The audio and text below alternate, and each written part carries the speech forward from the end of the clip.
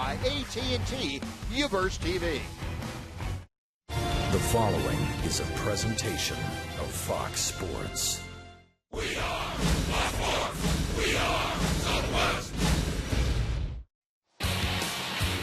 Your Rangers have looked a lot more like themselves during this series, and the results reflect that. With 2 wins in the past 3, they've cut into Oakland's lead, yet one more win will really tighten up the Western standing. A pivotal game between the Rangers and the A's is coming up here on Fox Sports Southwest.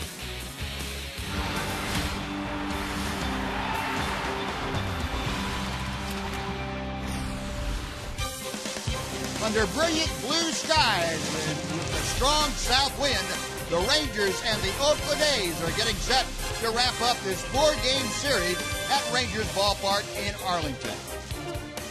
And welcome in, everyone, along with Tom Graves, Steve Busby. Glad you could join us for this Thursday afternoon, a matinee edition of Rangers baseball. And the Rangers hoping to put on a show like they have in 2 of the 3 games against Oakland. A big part of that, and a big part of the offense on this homestand has been Nelly Cruz, and he is really important to this team right now. He sure is, Buzz. And it hasn't been a great homestand for the ball club, but one guy who has performed throughout the homestand has been Nelly Cruz.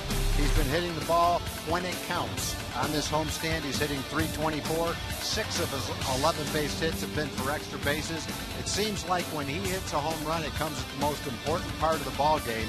And so you're right, Buzz. As we're starting to get guys healthy, the lineup's starting to come back and shows shape. Nelly Cruz is the one guy who's been constant throughout it all. And right there in the middle of things, he's hitting third again today. So Ron Washington recognized the importance of having Cruz' big boomstick in that lineup. Well, Josh Lindblom will try to turn things around, get his first win in a Ranger uniform here this afternoon. Rangers and the A's coming up. First pitch, starting lineups for you right after this on Fox Sports Southwest.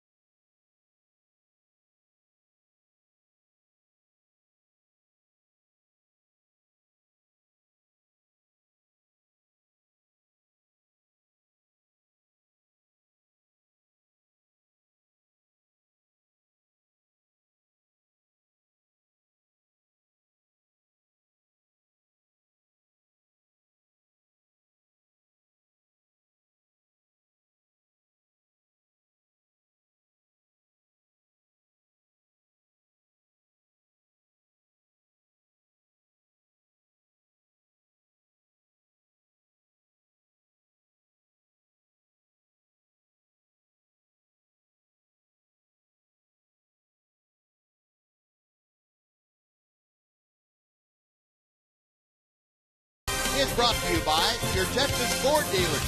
Come join the red, white, and you celebration. Enjoy great savings on America's best-selling brand. Ford is the best in Texas. by AT&T U-verge TV. Check availability at 1-800-PIC-ATT. Rethink possible. By Progressive. Visit Progressive.com today. And by White House Down in theaters June 28th. Brilliant sunlit sky overhead, and Rangers have taken the field. Before we get underway, let's head down to the field where Allie Lucia is standing by. Allie?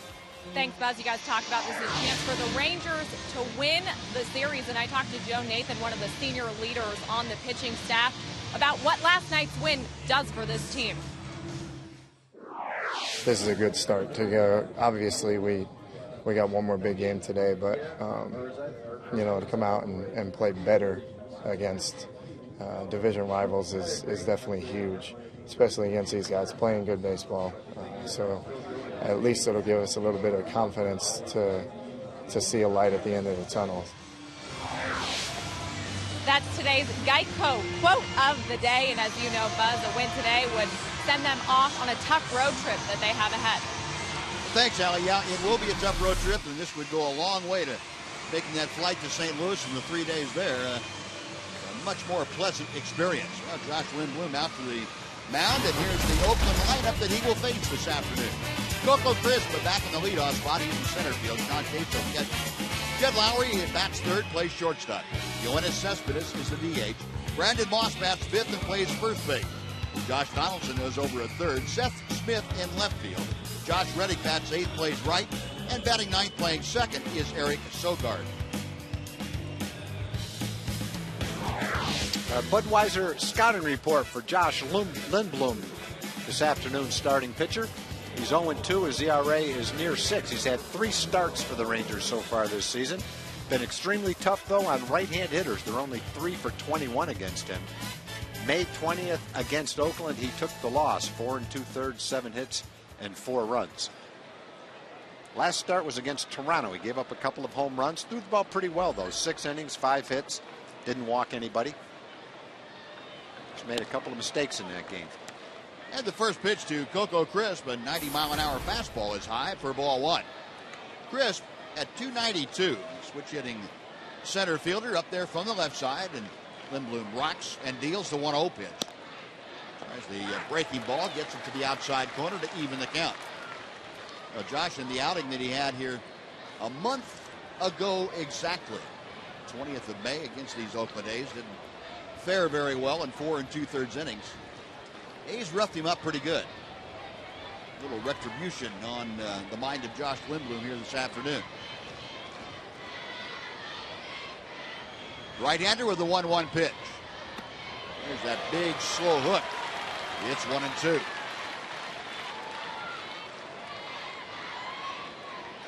Josh making his 4th start, his 4th career start. 101st appearance of his career. These 4 starts with the Rangers, the first of his major league career for the right-hander. Another big breaking ball. That one's inside. The check swing appeal down to Doug Eddings at third. He said nope, no swing, so the count evens at 2-2. Rangers have won 2 out of 3 against the A's in this series. And the pitch is skied to left field. David Murphy trotting over toward the line and in a couple of steps. Crisp is retired, 1 away for John Jaso. Let's take a look at the rest of the Ranger defense, brought to you by Echo. Saw Murphy in left, Leonis Martin in center, Nelson Cruz in right. Robinson Chirinos at first, Jurickson Profar and Elvis Andrus up the middle. Adrian Beltre at third. Giovanni Soto is handling Josh Lindblom this afternoon.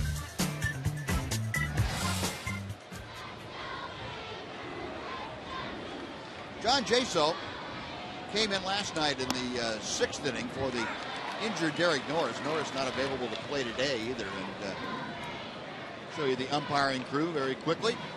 Jordan Baker calling the balls and strikes. The crew chief Angel Hernandez at first. Paul Nart and Doug Eddings rounded out at 2nd and 3rd, respectively.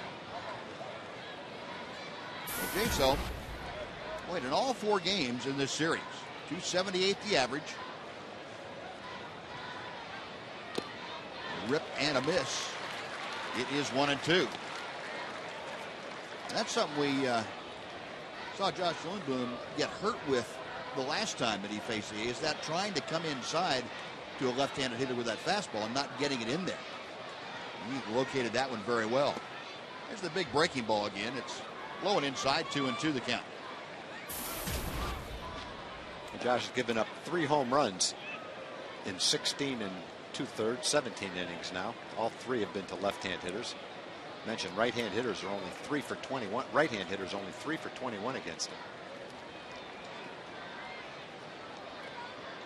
Lindblom with the 2-2 pitch. And the count has gone full to Jaso. Jaso, the number 2 hitter, to be followed by the shortstop, Jed Lowry, here in the first inning. A's, of course, as we've talked about during this series, the league leaders in walks taken by as a team, and there's another one to add to their total as Jaso takes the breaking ball that hung outside for ball 4. That's not what you want to do with this team, and especially at the top of the order. A's don't hit for a big average. They're hitting just .247 as a club, but they are 4th in the American League in runs scored, and that's because of the walks they take and the power that they have in their lineup. Josh didn't walk anybody in his last outing. He's only walked 3 in 17 innings. So that has not been a problem for him. First pitch to Lowry is fouled away to the left, and the count moves to 0-1. Lowry, as you can tell, a pretty good offensive downturn for the shortstop. Just 149 in his last dozen ball games. And you couple that batting average with something unusual for a guy that runs pretty well. That's 4 double play grounders in that time. It takes high, and the count evens at 1-1. Lowry with those 12 below average games that came on the heels of a streak that saw him hit over 400 for 13 games. Well, the proverbial roller coaster in effect for Jed Lowry. 1-1 pitch. Hit in the air to center field. Leonis Martin circles in and underneath it, puts it away. That is out number 2. And Jaso going back to first. He'll be there with 2 away now for Yoenis Cespedes.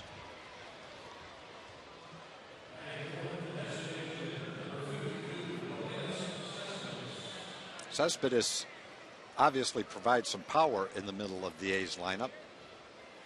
Been kind of off and on for him this year. He's only hitting .232. Last year he hit really well against the Rangers, not quite as well this year.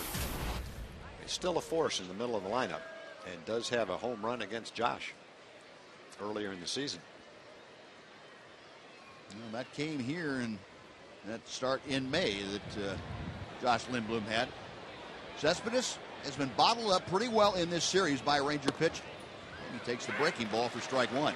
Did have a ringing double last night off Kyle McClellan that almost got out of here. A shot off the out-of-town scoreboard to left field and way up on top of the out-of-town scoreboard.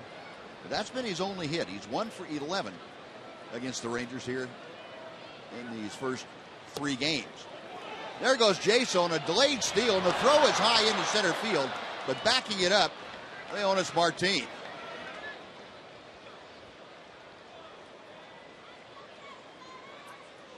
That could tell if it was delayed steal or he got an exceptional jump when the ball bounced in and was ruled a wild pitch.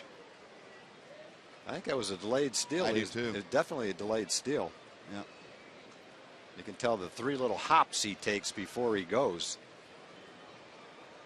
You try to kind of surprise the other team, but you want to get a little closer to second base before you make your break. And so those 3 little hops as you're coming off the base usually accomplishes that. 1-1 pitch to Cespedes. Takes the big breaking ball that hangs high, and the count goes to 2-1. Well, the official scorer saying it's a wild pitch. We'll put that in the book and maybe have to change it later. Yeah, I think he should have to change that later, because that definitely was a delayed steal. Rip and a miss on the slider. Good pitch by Lindblom. 2 balls, 2 strikes to Cespedes. Yeah, kind of to back up what you're talking about, Tom. Cespedes this year hitting just $176 against the Rangers. For his career, though, still right at 300. So he was pretty good shape coming into the season. The 2-2 pitch. Just off the outside corner and not by much. Good try. A little extra on that one, 92 miles an hour. Trying to catch him by surprise, hit the outside corner. Pretty close. Could have gone either way. That call went Cespedes' way. So 3-2 now. Cespedes trying to keep the inning going. Brandon Moss will be next as Cespedes gets aboard. John Jaso, the runner at second. Lindblom sets and checks him. Payoff pitch on the way. Got him swinging. Breaking ball, and Cespedes is gone. So are the A's. No runs, no hits. The Walker left stranded. A half inning in the books. The A's nothing. The Rangers coming up. Fox Sports Southwest.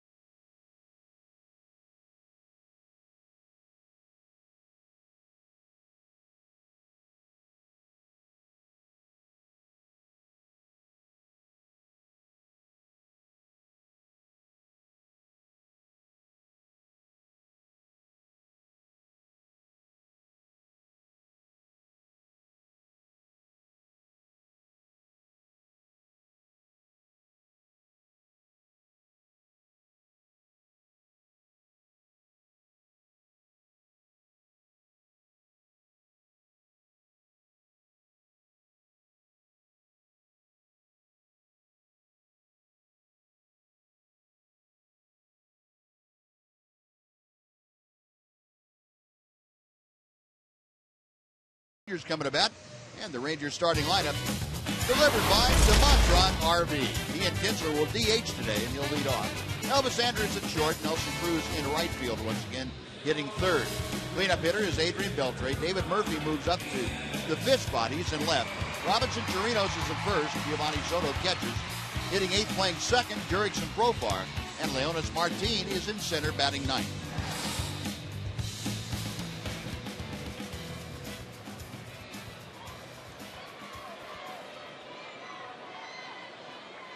Ian Kinsler getting ready to lead things off for the Rangers. Ian steps in just a couple of clicks below the 300 mark. 298, 7 home runs, got his 23rd and 24th RBI last night. And A.J. Griffin fires the first pitch outside for ball one. Scouting report for Griffin. He's 5-6, had 14 starts this year. He is a fly ball pitcher. Not a sinker ball pitcher, not a ground ball pitcher. Second most fly balls in the American League. 3 career starts against the Rangers, 1-0, nice ERA. The win came here, 7 innings, 6 hits, 1 walk, 1 run, no walks, and 8 strikeouts. Actually, it came there. It was a home game. Good changeup, sneaky fastball. Kinsler pops it up. On the left side, the shortstop Lowry near the line and makes the catch just in fair territory. No, Ian pops out. One away, Elvis Andrus coming up. Here's the Athletics defense. Smith in left, Crisp in center, Reddick in right field. Brandon Moss at first. Sogard and Lowry up the middle. Josh Donaldson at third. And John Jaso behind the plate, handling the 25-year-old right-hander, A.J. Griffin.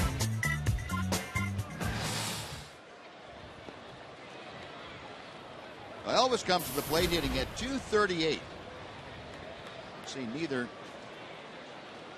Ian Kinsler nor Elvis Andrus has enjoyed any success against Griffin. And Elvis, first ball swinging, lines it to center. Coco Crisp retreats a couple of steps, and that is out number 2. Now Nelly Cruz.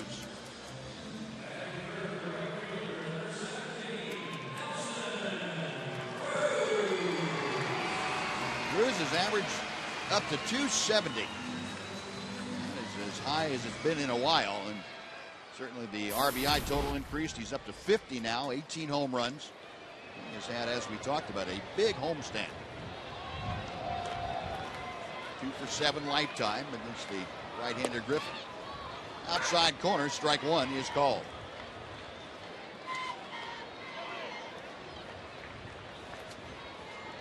Griffin to the wide. Same pitch, tried to get the same spot, just off the plate. A ball and a strike. Last 11 games, Nelly Cruz has been on some kind of rampage. 342. 2-1.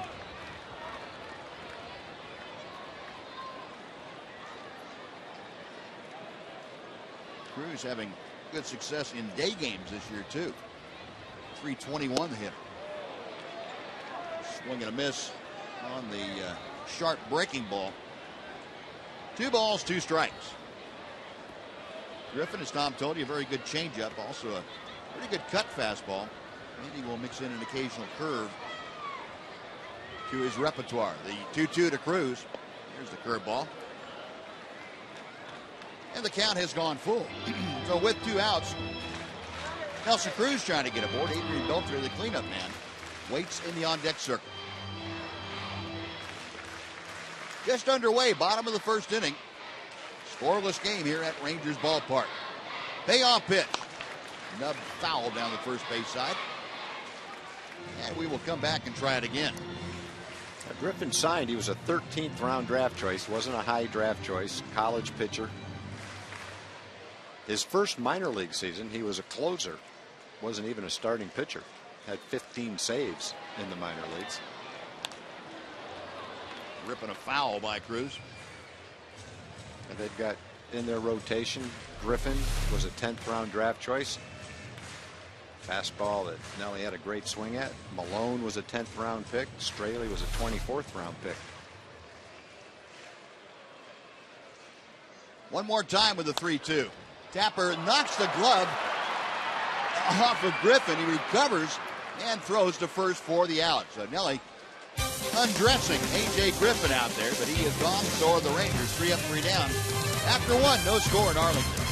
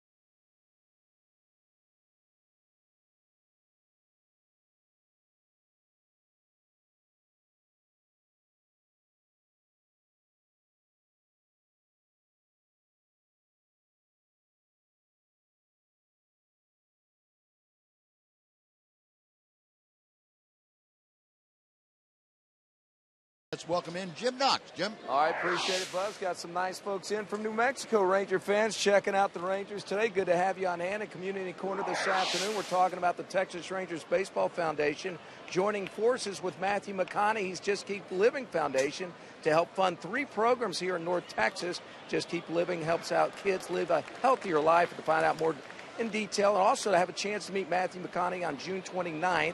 That is a Saturday. Come to a game. you can do so. Just log on to TexasRangers.com/foundation. Buzz? All right, Jim, thank you. Brandon Moss leading things off, and a slider, then a curveball. It's 1 ball and 1 strike. It'll be Moss, Donaldson, and Smith in the A's second inning. No score. Only 1 base runner. That a walk in the first. And a chopper foul down the first base side. It's a ball and 2 strikes. Josh Lindblom, 23 pitches in, and looks like he has decidedly better command of what he's taken out there than he did the last time he faced the A's. He rocks and deals the 1-2 pitch. 2-2 now. Moss at 237. You can see in the last 7 ball games, Moss hitting well over 300. Now, Josh came over to the Rangers in the Michael Young trade as a late inning relief pitcher. That's what he went to spring training, trying to win a job in that role. And at the end of spring training, with the injuries that the Rangers had, there was an opening to be a starting pitcher at AAA. And he was approached. He said, sure, I'll give it a try. And he went undefeated. I think he was 6-0 in AAA. And here he is starting in the big league. So it was a good opportunity for him, and took advantage of it. And Moss drives one to the gap in left center field. Over to try and cut it off. Leonis Martin can't, so into second with a stand-up double is Brandon Moss. A leadoff 2-bagger. And the A's have something going here to start the second inning.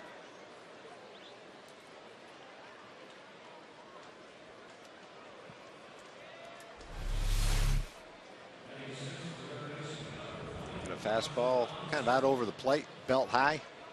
Nice job of hitting, drove it the other way. Pretty much what you want to do with a fastball away that's tailing away from you.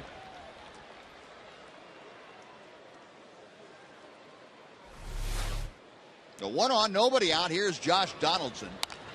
And he tries to hit the ball the other way and fouls it off to the right. It is 0-1. Donaldson, 10 home runs, a team leading 45 RBI. He has been one of the A's that has struggled recently. He was hitting as high as 332 on the 5th of June. Average has steadily declined in the last couple of weeks. Getting with Moss at second base and nobody out here in the second. Another foul to the right. 0-2. We've been talking about the All-Star team and players that have a chance to make the All-Star team. Donaldson is having that kind of year. Problem he's got is the other third baseman in the league.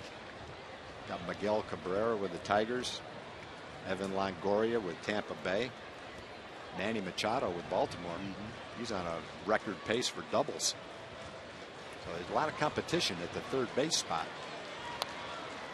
0-2 pitch, and he spoiled one that was down and away. And Adrian Beltre. Not to mention Adrian Beltre, for sure. Yeah, third base has all of a sudden become a very well-populated all-star position in the American League. So Donaldson may end up being the most worthy Oakland A, but with that kind of competition, it's going to be tough. Tried the fastball and just missed off the plate. It's a ball and 2 strikes.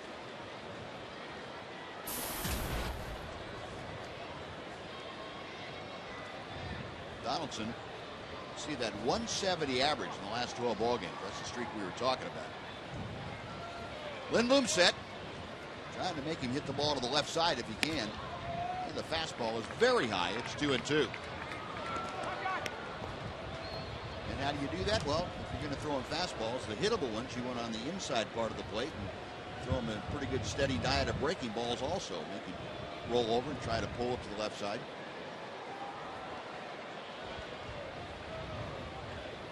Lindblom, okay is the sign. Donaldson waiting. Now the 2-2 pitch. Again fouled off to the right.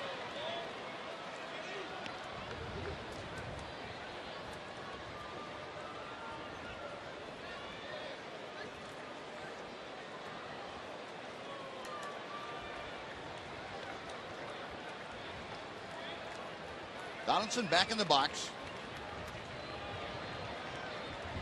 Moss getting his lead from second base as Lindblom studies the signs, and now Donaldson tired of waiting.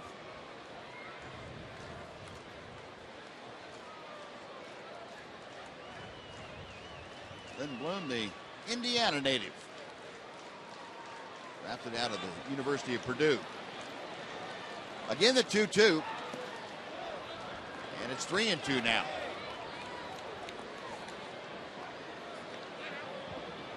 Donaldson, along with spoiling a couple of tough pitches, has shown a pretty good eye. He's got the count full, and Donaldson hitting in front of the left fielder, Seth Smith. We'll talk about the A's. They see a lot of pitches. They get a lot of walks. They make you work. And this will be pitch number 34 already with nobody out in the second inning. Payoff pitch. Pulled on the ground to short. Backhanded by Elvis. Long throw, and he gets it. Nice play by Elvis Andrus. Well, Donaldson was trying to hit the ball to right field almost every pitch. He just wasn't able to do it. And that time on the 3-2 pitch, he threw him another slider. He got out in front of it, pulled the ball to shortstop. And so the first hitter, Moss, stays at second base. He wasn't able to move him around at all. It took a few pitches, but Josh got that job done. The one out. Now the left-handed swinging Seth Smith will come up. Smith steps in hitting .272 with 6 home runs, 29 driven in. And a breaking ball through the back door. It's 0-1. I mentioned that right-hand hitters have struggled. 3 for 23 now against Josh. The A's have 7 left-hand hitters in the lineup, only 2 right-hand hitters. That's the same configuration that Yu Darvish saw the other night. 2 guys that are really tough on right-hand hitters. When you face the A's, you don't see many right-hand hitters. But Donaldson and Cespedes are the 2 right-hand hitters. They're not going to be out of the lineup for that reason. Bob Melvin in his 3rd full year at the helm of the Oakland Athletics. 0-1 pitch. Popped up. Shallow center field. Leonis Martin had trouble picking it up, but now he does. Taking the ball way up in the air, so Leonis able to gather his bearings, makes the catch. That is out number 2, and Josh Reddick coming to the plate.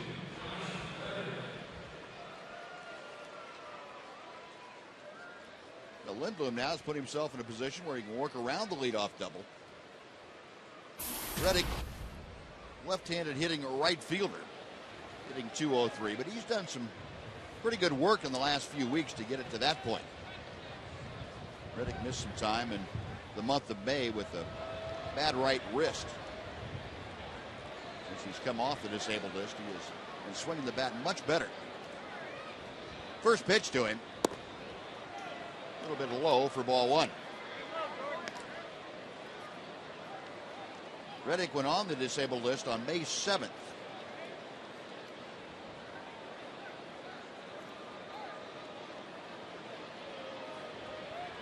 Lindblom a check of second. And he misses with the big slow hook. 2 balls, no strikes.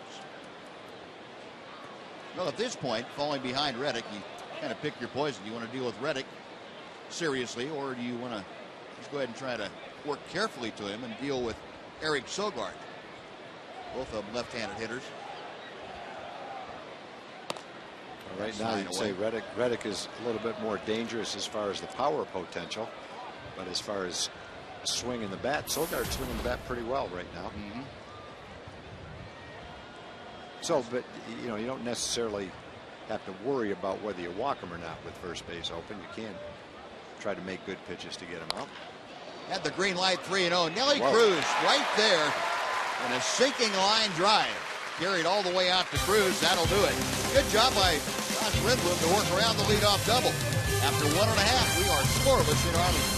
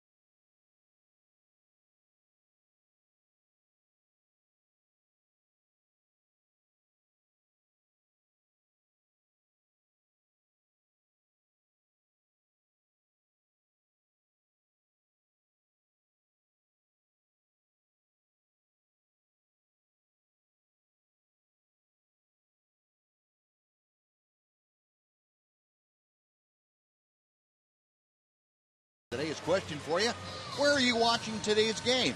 And you can't say on TV. Are you at home or work or eating or drinking establishment or other? Well, I guess you could say other if you're watching the TV. Anyway, go to Twitter, and if you're at home, punch in hashtag FS home and hashtag FS work if you're at work, etc. And we will tabulate the responses and get back to you later on in the ball game.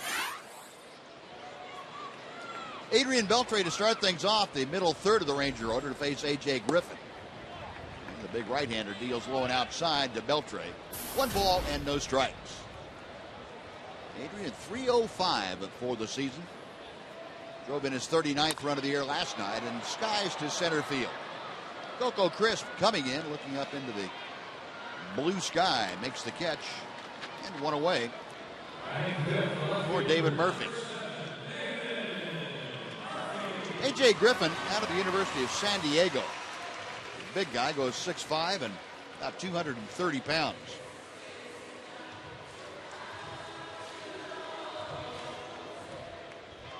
Another imposing figure on the mound. Murph takes a knee-high strike. It's 0-1. David, a 3-hit night last evening. That average now on the proper trajectory, going up at 218.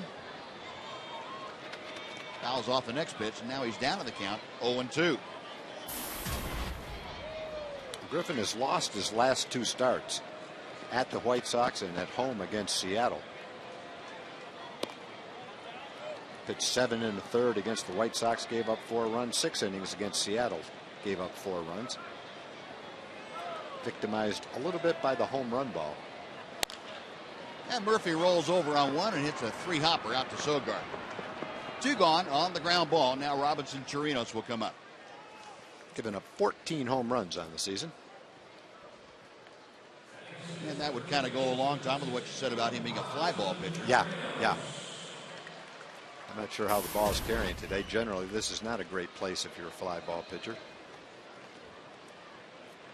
Well, there's a pretty stiff breeze coming in out of the south, which is blowing straight in from the right field foul pole.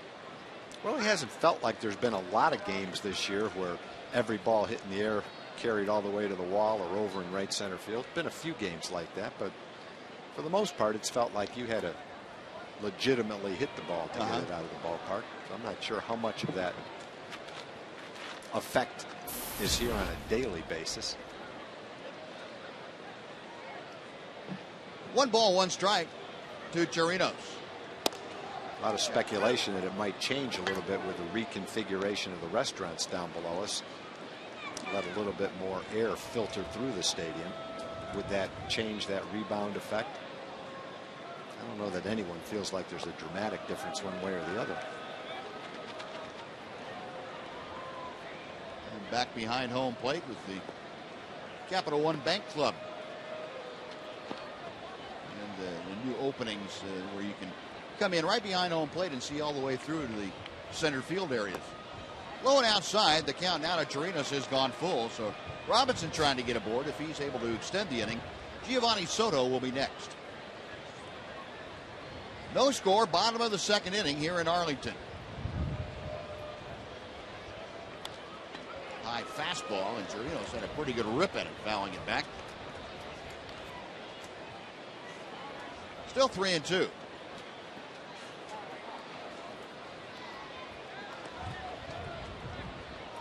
Chirinos at AAA Round Rock, a .290 hitter with 5 home runs. Payoff pitch, and a foul off to the right.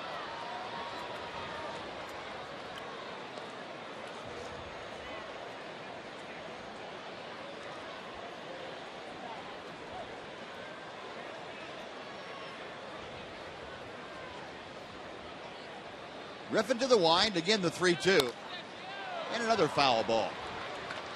Chirinos making Griffin work even harder here in this at-bat.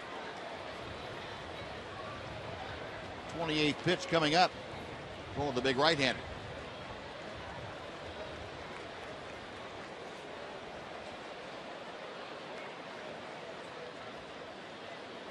Time call, Robinson. Trying to find his footing there in the batter's box. Now we're ready to go. Another 3-2. Right center field. Crisp on the run into the alley near the wall and makes the catch. Well, that might be the answer to that question, Buzz. Exactly. That ball carried pretty well to right center, but Crisp able to run it down. Rangers gone in order. We'll keep an eye on that jet stream, though. No score after 2.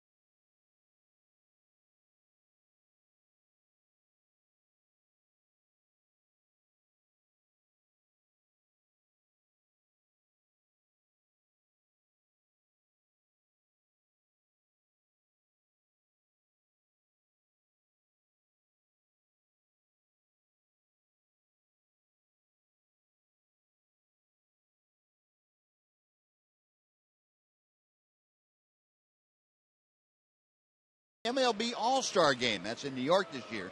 Rangers need your help. So does Elvis. You can see he's 500,000 votes behind J.J. Hardy. You need to get him back in first place. Just go to TexasRangers.com and cast up to 25 ballots online. And also, while you're there, you can learn how to cast an extra 10 ballots. Fans that vote up to 25 times will also receive a 50% off ticket offer. Third inning. It's Eric Sogard, the number 9 man, starting things off, taking inside for ball 1. Sogard, a .268 hitter. Lindblom back to the plate, and Sogard pops it up. And that ball carrying a little better than it looked like coming off the bat, but Nelly Cruz under it, makes the grab. That is out number 1. And it's time for a Mazda game break. Here's John Radigan. John?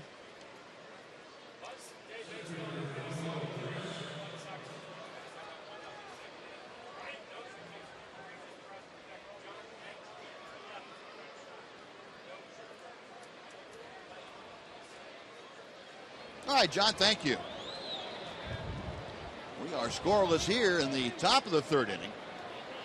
A's now for the second time starting their lineup over again. It's Coco Crisp, who flied to left field, leading things off against Josh Lindblom.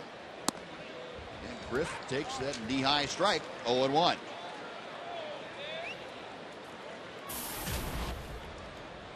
Crisp with 8 home runs, 27 RBI, and 7 of those 8 home runs have come on the road for Crisp.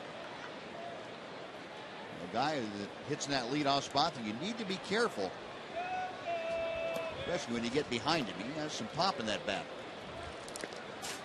1-1 now the count. Hey, he's a slightly built guy. He doesn't look like he would, but he had a couple of years with Cleveland where he hit 15 and 16 home runs.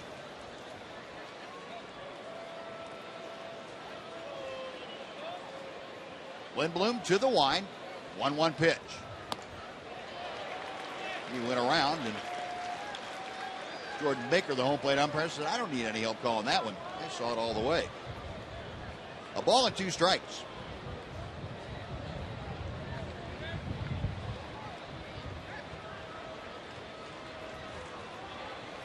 Now we talk about how important Ian Kinsler is to the Rangers. They put Coco Crisp in that same category for the A's. Breaking ball, and that's popped up. Elvis Andrus, the shortstop, waiting for it to come down, puts it away. That is out number 2, and Lindblom really had Crisp off balance. He did. When he throws the curveball and keeps it down, I haven't really any recollection of anybody hitting that ball with any authority. Really good pitch for him. Crisp missed it the first time up. This time he barely gets it. A little blooper to shortstop, but that's a pretty good curveball. Yeah. Big breaking curveball. Jaso rifles one to right, but it hooks foul. Just a couple of feet foul down that line, and well, that got the ball girl and the security guard down there. They were pinned up against that sidewall. They had nowhere to go. That must have been hard hit if our ball girl didn't catch it. Yeah. The 0-1 to Jaso. Walked his first time up there. And Lindblom back with a hard slider on the inside corner. It's 0-2. Well, Josh had 34 pitches with nobody out in the second inning. And if he can get Jaso right here, he can get out of it with, pretty close. I was going to say 15 pitches to get the next 6 outs. Well, that didn't miss by much. That looked like it was going to drop right on the outside corner. Not quite. Came straight down. Didn't come back toward the plate at all. Now the 1-2 to Jaso. Checked his swing. That pitch down and in. 2 balls, 2 strikes. Same kind of at bat Jaso had first time up when he drew the walk. Lindblom got ahead very quickly, and then Jaso worked the walk. Josh back to the plate. And another ball in the dirt. The count has gone full. Well, Jaso not offering it anything out of the strike zone. 3-2 with 2 out. If Jaso gets aboard, Jed Lowry will get a shot to bat here in the 3rd inning.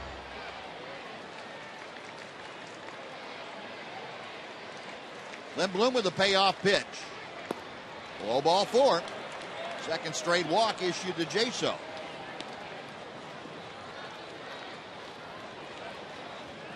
So with the A's catcher at first and 2 out, Jed Lowry will come to the plate. Lowry skied to center field back in the 1st inning.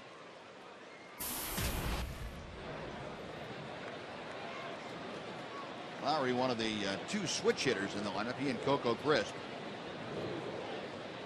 Gives Bob Melvin a little versatility with the guys in the order. First pitch to him. That's on the outside corner for strike 1.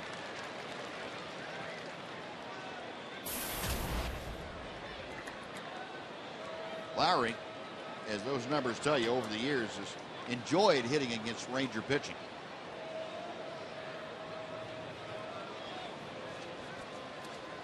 The 0-1 pitch. Right Same on pitch. the outside corner. A little lower. 0-2. Both of those, you want to call them a cut fastball, you want to call it a slider. Both of them kind of came back and caught that outside corner.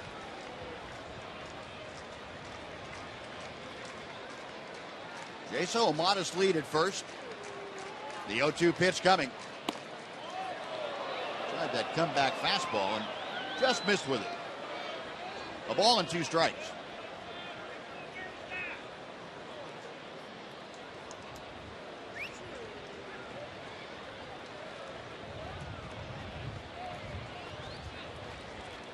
Pitch tracker would say he didn't miss with it, but you don't get that call very often.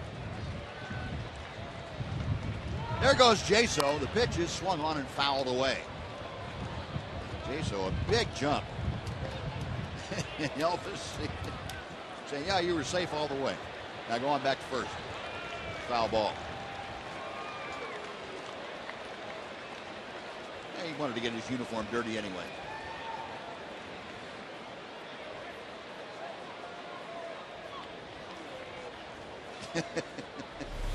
Elvis saying something to Paul Narth, the second base umpire.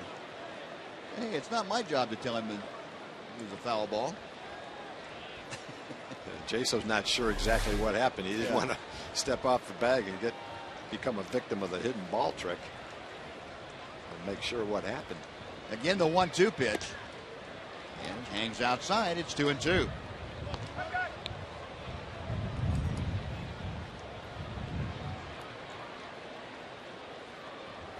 Lindblom, 57 pitches total, only 31 strikes though, 26 balls. And it has been his inability to put guys away when he's gotten ahead that has run that pitch count up. First time through the order, he had the same problem. The only strikeout he had was Yoenis Cespedes. A lot of the hitters got ahead very quickly and then ran into a 5 and 6 pitch at bat. Right-hander sets. Jaso a lead at first. Draws another throw.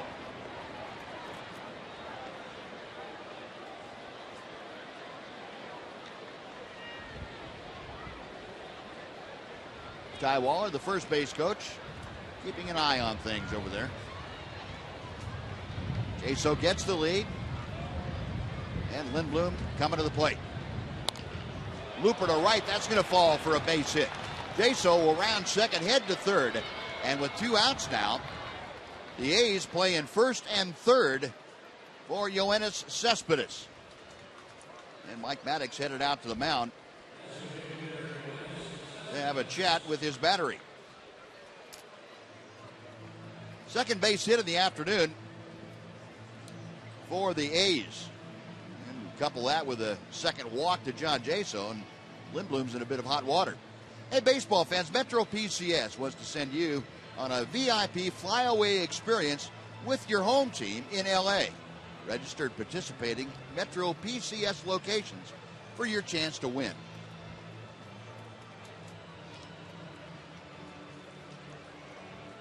Mike concludes his conference. Soto back behind the plate. Lindblom ready to work to Cespedes. This really isn't the guy you want to see with an opportunity to put you down in the score. 231 is a little bit deceiving for a guy who can do a lot of damage with one swing of the bat.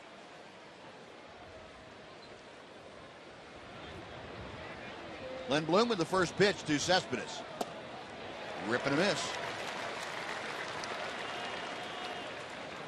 Why is it sometimes it seems like a pitcher can make his best slider righty to righty than he can to a left-hand Can't hitter? get it to left-hander because he doesn't get the same perception with a right-handed hitter. You almost have a spot to start the. Yeah, is that what it is? And it's Just moving a away visual, from a visual well, thing. it's moving away from the right-hander. Mm-hmm. Left-hander, you worry about if I don't get this far enough in, I'm really in trouble, which is usually true.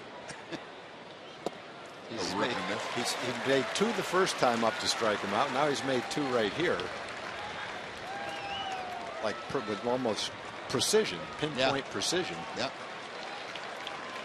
Anyway, what you should do is just visualize a right-hand hitter in the batter's box and don't look at the left-hand hitter. Yeah, if you can do that, that'll be great. There's another hitter that Lindblom has gotten ahead 0-2 on. See him put Cespedes away. They'll make a throw to first to drive Lowry back.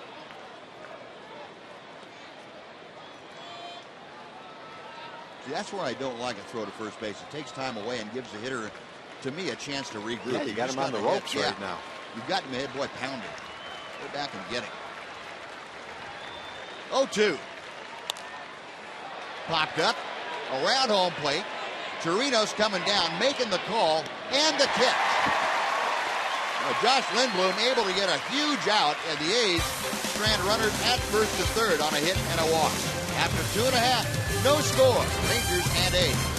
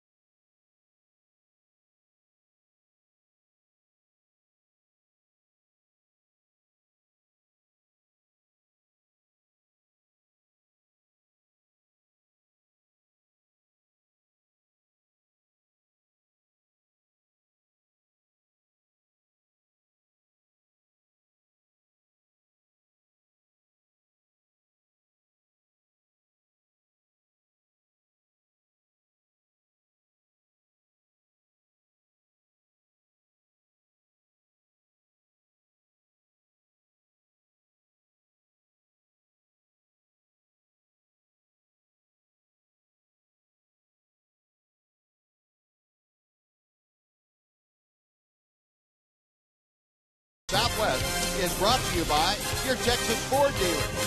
Come join the red, white, and you celebration. Enjoy great savings on America's best-selling brand. Ford is the best in Texas. And by Jack in the Box. Now's your chance to go big with Jack's Big Stack Burger.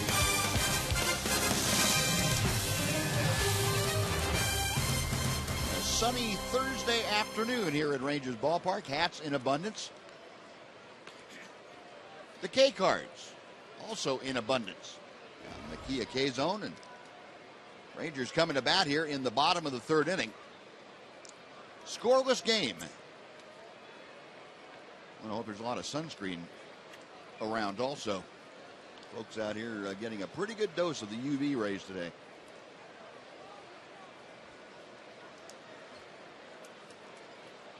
Only 2 hits in the game. They both belong to the Oakland A's. Rangers have been set down in order through the first 6 hitters. Here's Giovanni Soto hitting at 189. A.J. Griffin misses outside. It's ball 1. Soto, a couple of home runs, 5 driven in.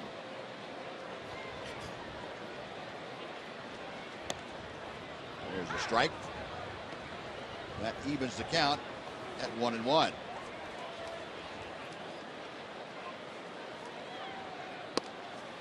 Now 1-2. Giovanni just 1 for his last 17 trips to the plate. The graphic would tell you that the lack of consistent starting time has kind of hurt Giovanni. Remember when A.J. Pierzynski went on the disabled list, Soto had a lot of time behind the plate, and batting average moved up quite a bit. Got him on the fist. Griffin gets the foul ball, and the count remains 2-2. It's a birthdays to get to, Buzz. Mary Helen Jones from Fort Worth, 93 years old today, and she's attending the ball game. We want to thank Judy Gaither for sending us some cookies in her honor. Very nice of you to do that. High curveball there for ball 3. Jesse Silva from Kerrville, 97 years old today. A.L. Sun Isom, 96 years old today. Happy birthday. Soto pops one foul. That will work its way back into the seats. And the count remains 3-2. We have a belated birthday for Inez Gilbert, who is 85. Lillian Moore from Paris, Texas, is 96 years old. Happy birthday, everybody. In the payoff pitch. Got him swinging. Griffin gets his first strikeout of the afternoon as Giovanni Soto swung through a 3-2 fastball. No, 1 away. And Jurickson Profar coming up. One other birthday. We generally limit our birthdays to people over 80 years old, but we have a special birthday today.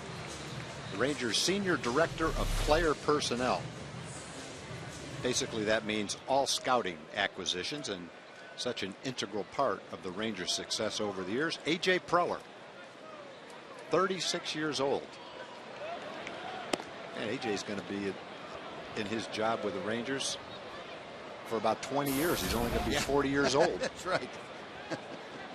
Happy birthday, A.J., and congratulations on a great job that you've been doing, along with all the people that work for you and with you. And a product that the Rangers can certainly take credit for, and Jurickson Profar at the plate. 20-year-old up there with a count of 2 balls and no strikes. Griffin back to him. 2-1.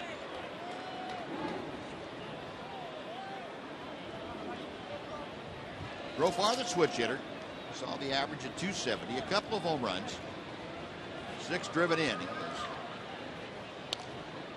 ripping a foul off the end of the bat. 2-2. Profar has hit safely in 6 of the first 8 games in which he's played in this homestand. 308 the average.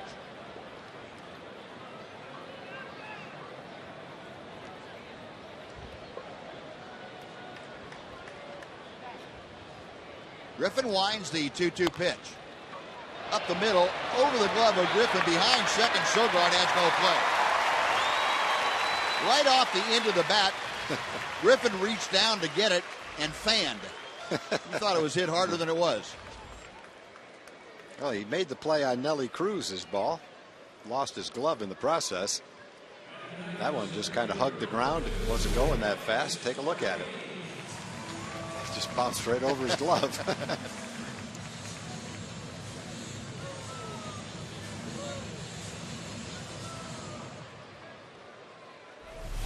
Now the first base runner, Jurickson Profar, aboard with the infield single. Now here's Leonis Martin, and he takes a fastball for strike one. Martin at 277. 3 home runs, 12 driven in, and he has been on a pretty good tear of late. 5-game hitting streak. And he loops one down the left side, but that will go back into the first row of seats and out of play. It's 0-2.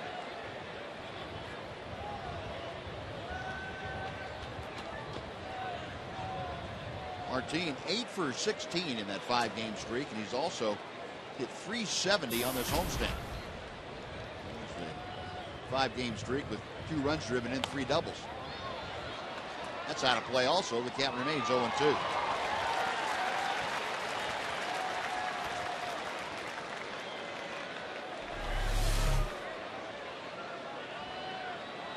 Whoa! All right, nice play. Don't always need a glove when you're up there anyway. Ooh, look at that. Knocked him right back into his seat.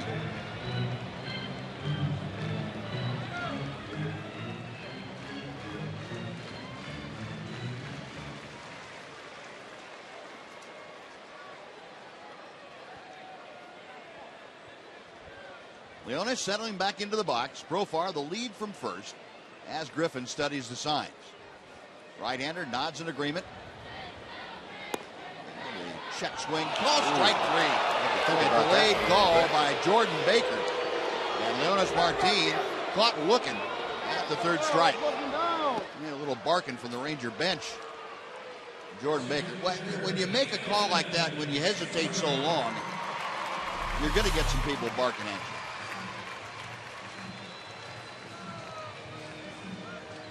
It's going to be one of those borderline pitches that could go either way. He's concentrating. Technically, that's a strike.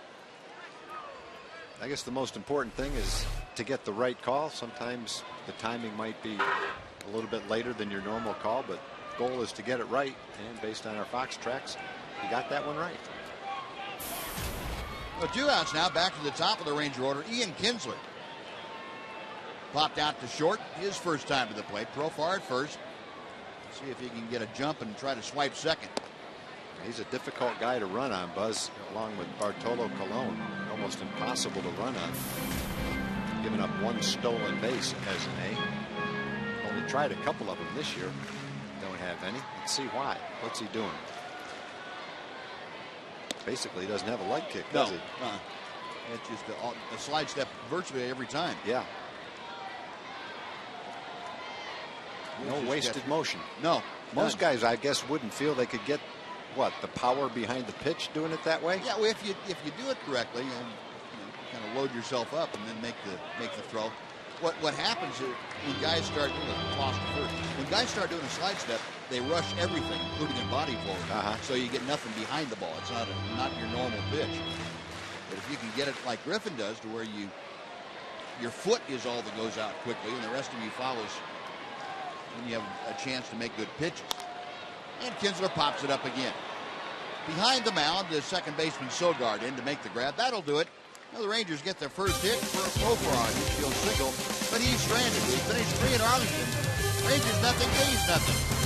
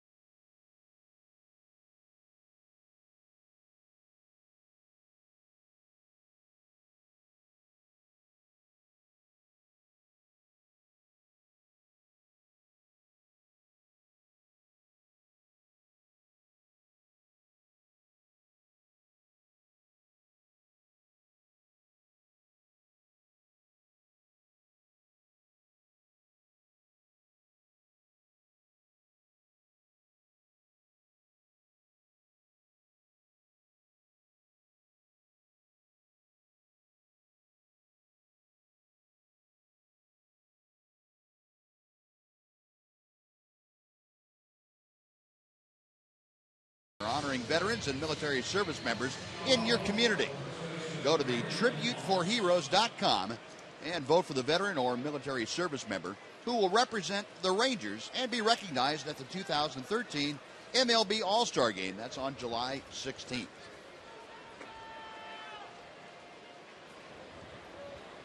Top of the fourth inning, Brandon Moss to start things off. Josh Lindblom worked around a pretty ticklish two-out situation his last time out there, stranding a couple of runners. And Moss leading things off for the second straight time. Doubled in the second as he led things off, but was stranded there.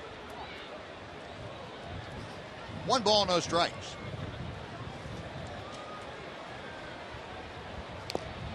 Rip and a foul ball. And the count is even at 1-1. Pretty good changeup by Josh. Got a pretty solid assortment of pitches. Got a changeup that he just threw. Good pitch. Big curveball. A harder slider. Average fastball. And it's all about the command. Moss pops it up. Left side of the infield. Adrian Beltre, the only one over there. Near the bag at third into foul territory. Adrian has a little trouble with the sun. It's not a real high sky like you have in Oakland. There's enough of a haze to give you some depth perception background, but it's not easy. Now, before Donaldson steps in, let's say hello to Jim Knox again. Jim. All right, Buzz, we have a lot of kids here at the ballpark today for Wildlife Day. That's right, and with Wildlife Day, that brings the Dallas Zoo. Chris Johnson has a penguin. What's this all about? Well, this is Lascity, and she's an African penguin. This is the only type of penguin that utilizes the southern coast of Africa. And she came out today just to help educate kids in the community about wildlife, bring folks out to the zoo. You know, we're the only zoo in the country right now that's been able to introduce elephants and giraffe. So it's a pretty incredible sight to come out and see. But, yeah, we just wanted to come out and make sure that we are in the community promoting all of the stuff going on at the zoo and getting people to appreciate wildlife. All right, penguin looks nice. How you doing there? Hi. There we go. Buzz. Careful, Knoxy. Good day, mate. That's one of the African ones. That's southern coast of Africa. It doesn't really matter to Jeff. That's true. That's true. That's a multicultural response.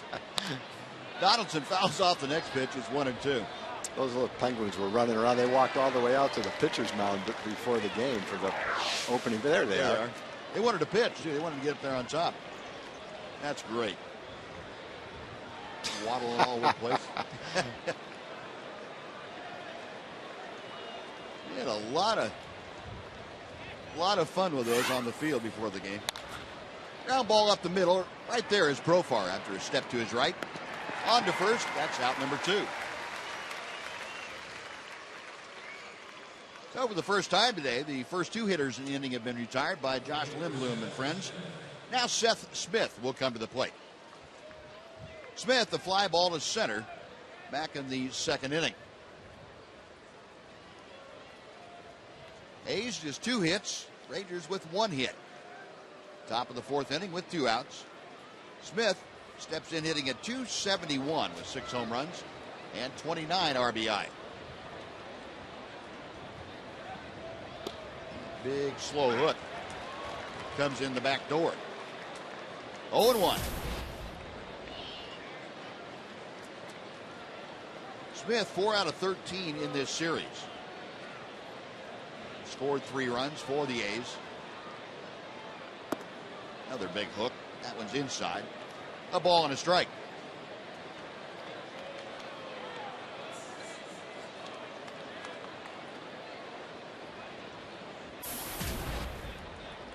Smith on a pretty good tear the last 4 ball games. Chops this one up the middle into center field, a base hit. Cruz over to cut it off in the alley, and Smith, a turn at first, will hang on with a 2-out single, and that'll bring up Josh Reddick.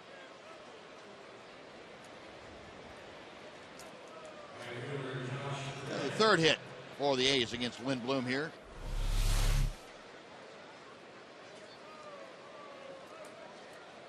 Reddick, the last time up, way ahead in the count, hit a rope to right field. Fortunately, hit a line drive, didn't get it up in the air, and it was right at Nelly Cruz. That was a 3-0 pitch. Yeah, that was with Brandon Moss at second base. Yeah.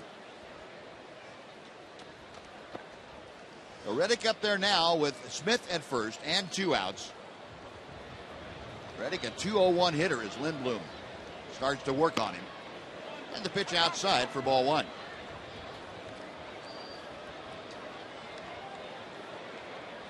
You mentioned Reddick spending that time on the disabled list. Since coming back, this is his 18th ball game that he has played in. A 273 hitter. Outside corner, 1 ball and 1 strike.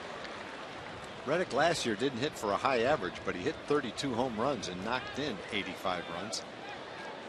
Definite power threat in the middle of their lineup. Lindblom, long look at first. Now the pitch to the plate. The line drive is going to settle in front of Cruz for a base hit. Smith stops at second. And back-to-back 2-out singles. And again, Josh Lindblom in a spot of trouble. Eric Sogard coming up. Yeah, Reddick's only hitting 203, but based on the last 2 swings he's taken, he doesn't look like a 203 hitter. Sending a couple of ropes into right field. That ball looked like a slider down. Right not in the quite. middle of the plate. Yeah, down, but in the middle of the plate. Not where he wanted it.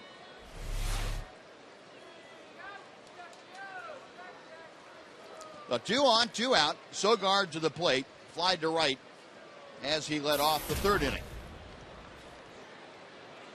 Sogard's already had a couple of RBI in this series, so you need to be careful. Here's basically a singles hitter that can hurt you now with a single. He has scored a run and driven in 2 in the first 3 games. And first pitch outside to him from Lindblom.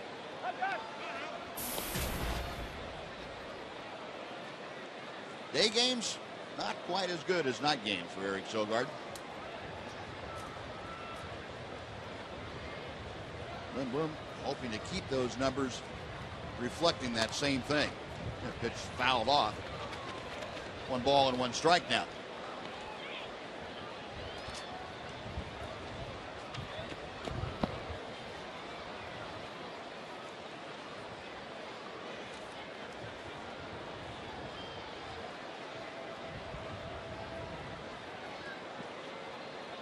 Smith getting his lead from second. He's at the bottom of your screen. He's tailed by Josh Reddick at first. The 1-1 pitch. Popped up. Foul territory. Adrian Beltre looks like he has a play. Near the warning track and puts it away. Again, Josh Lindblom able to work around some 2-out difficulty. The Penguins say nice going. We'll go to the bottom of the 4th. No score.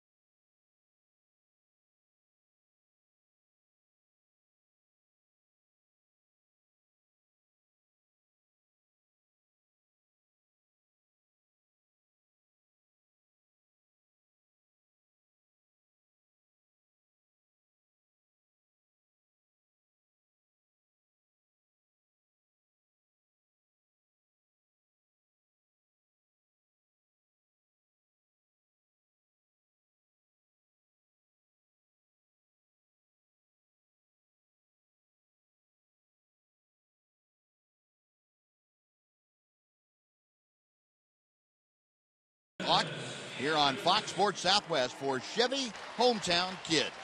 It's not about the score, it's about the experience. Well, a lot of kids out today and hot dogs in abundance. Wildlife Education Day out here, and what a great time the kids had. seeing the penguins and all the other animals that were brought out by the folks at the Dallas Zoo. Elvis Andrus to start things off. It'll be Andrus, Cruz, and Beltre. Scoreless ball game. Elvis 0 for 1, a fly ball to center field back in the first inning. A.J. Griffin has allowed just one base runner. That was an infield single off the bat of Jurickson Profar in the third inning. Ball one is high. Elvis now 0 for his last 10 times to the plate. Also just 1 for 23.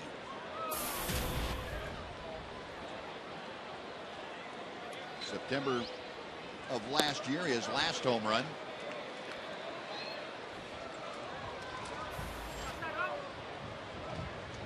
You know, Tom, you and I were talking about this the other day when we saw Elvis in spring training. The added strength that it looked like he had, the added muscle that he put on over the winter. Thought, well, okay, now this guy, and we saw him do it in spring training, thought Elvis is going to find his power stroke, start driving the ball out of the ballpark. It just hasn't happened, though, for him this year.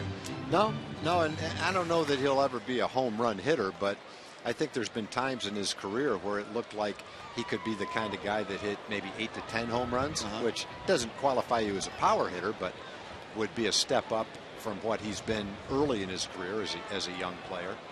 Earlier in the season, he was driving the ball pretty well. A lot of them were being caught.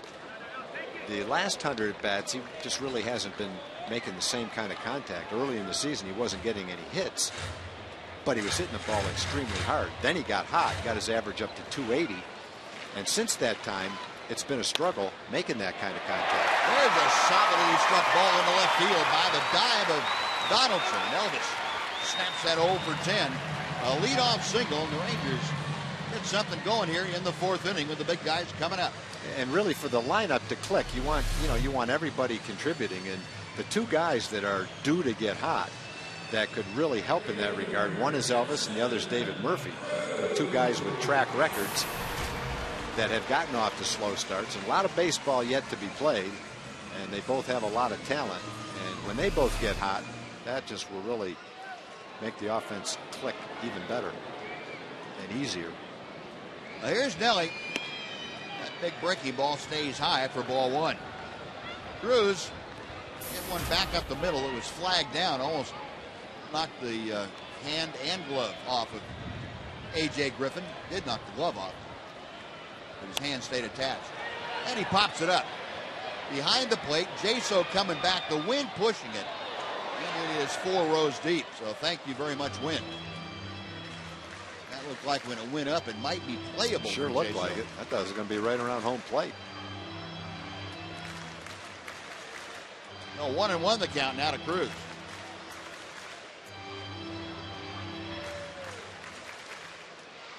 Flag's pretty well stretched out, blowing in from right field.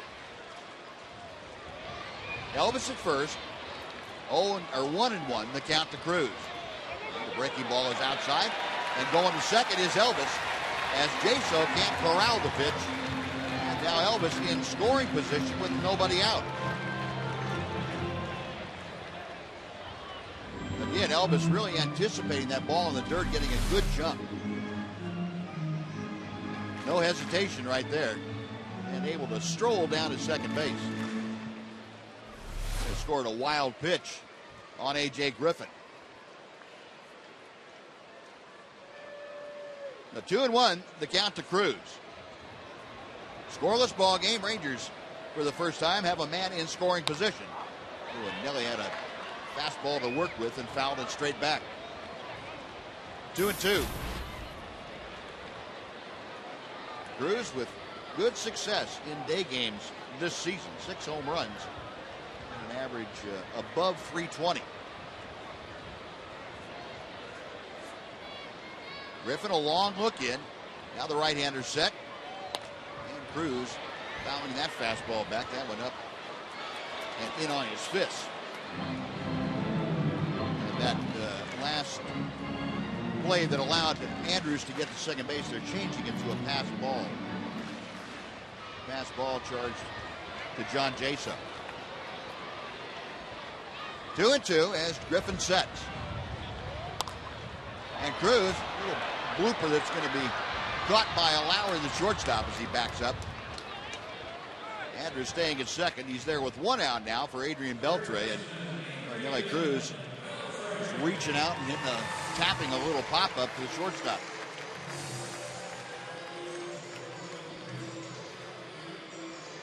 Bill Beltre will step to the plate, 0 for 1. Slide out to center field. His first time up.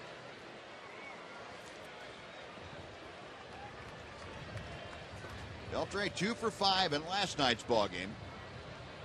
A single and a double, and he had an RBI. Strike 1 on the inside corner. Adrian in his homestand, first 10 ball games, hitting .289. See, he's been pretty much the model of consistency over the last 4 weeks of play. 21 of 24 games he's hit safely.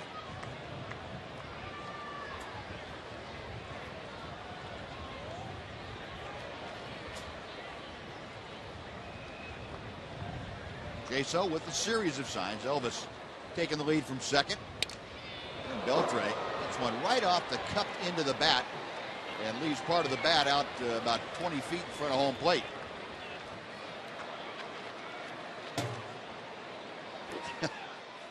Without the cup, that just slides right off the end of the bat. Nothing happens, but gets that edge of the cup, and there's what happens.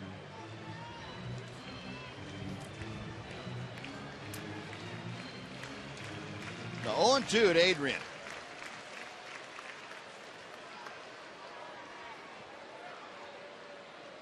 Griffin okays the sign. Good swing at a high fastball. It's kind of right in his wheelhouse. Yeah.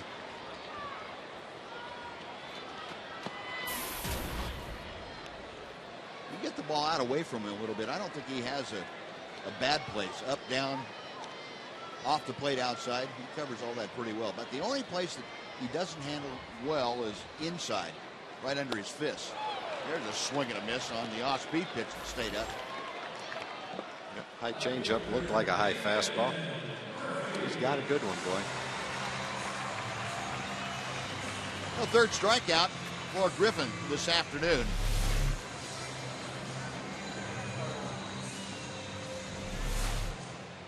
Now David Murphy. Take a 2-out base hit for the Rangers to get on the scoreboard. Ball 1 to Murph. David rolled over on a pitch from A.J. Griffin, grounded out to second base in the second inning. Griffin back to the plate and misses ball 2.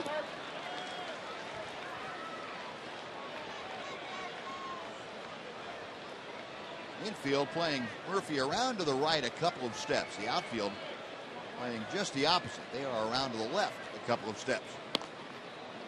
Off speed, catches the outside corner. Good changeup. It's 2 balls and a strike. And we talk about this all the time. No hitter in the league has more of those pitches called strikes than David does. Well off the plate. Got a hanging breaking ball and ripped it foul, but well fouled down the right side. And it's 2-2. Must have something to do with David being so far off the plate. The umpire's perception of the strike zone moved with him.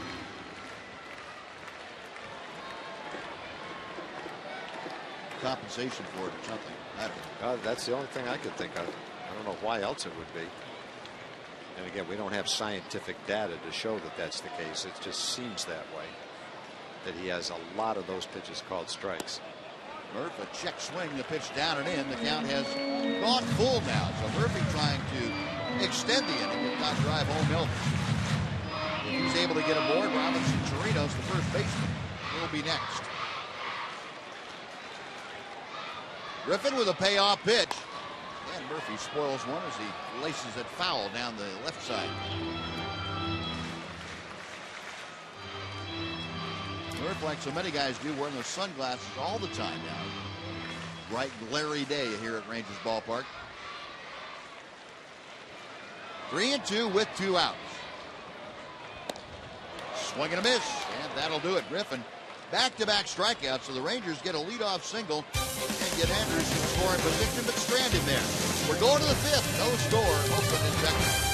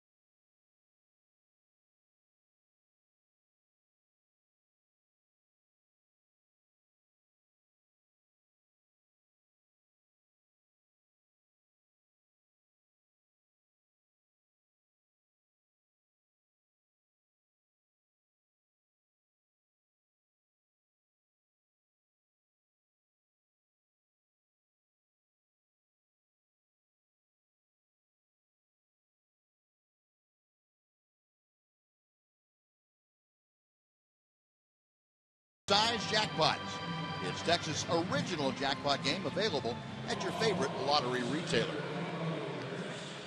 Now we go to the 5th inning, and as always on our Fox Sports telecast, Mark McLemore, the doctor of defense, has joined us here in the booth. And Mac, we've got something we haven't had the first 3 games. That's a scoreless battle going into the middle innings. Well, I like it, especially on our end. We're getting some good pitching from Lindblom, and I like that. Need to have you score some runs now. You've done a good job for the most part. You pick it up a little bit, but here will be the test today. This will be a test. I gave up some runs in the top half yesterday, but right. The bottom half came back and took the lead. Cruz coming on in a hurry, and Coco Crisp is out number 1. Well, good defense for you right away. Get that leadoff hitter. Big out. Yeah, the one thing Josh has been able to do is make the pitch when he's had to. Basically every inning, there has been somebody in scoring position.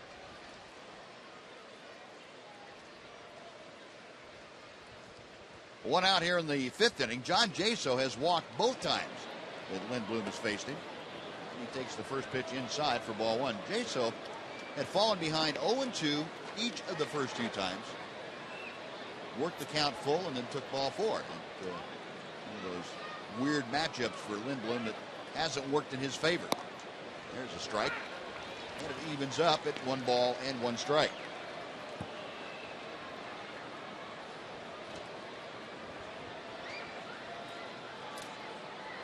Jason, a 278 hitter. 2-1.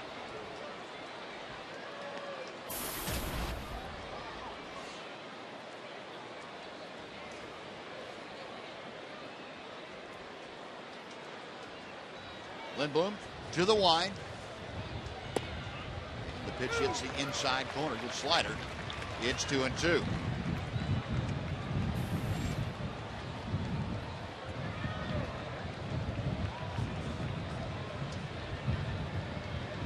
Oakland with 4 hits this afternoon. The Rangers with 2 hits.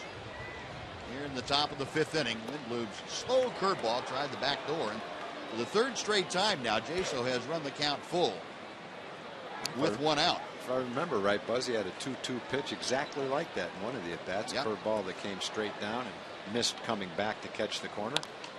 Payoff pitch, loop to left field. Murphy in a hurry. He's not going to be able to get there. It dropped for a hit. Jaso going for 2. Murphy's throw not in time. And John Jaso, after a pair of walks, it's a looping double with 1 out here in the 5th inning. A pretty good pitch by Lindblom. He got the ball in. He jammed him. Pretty decent speed for a catcher. thought David might be able to get this ball and hold him at first base, but Jaso running quickly right out of the box got into second base easily on it.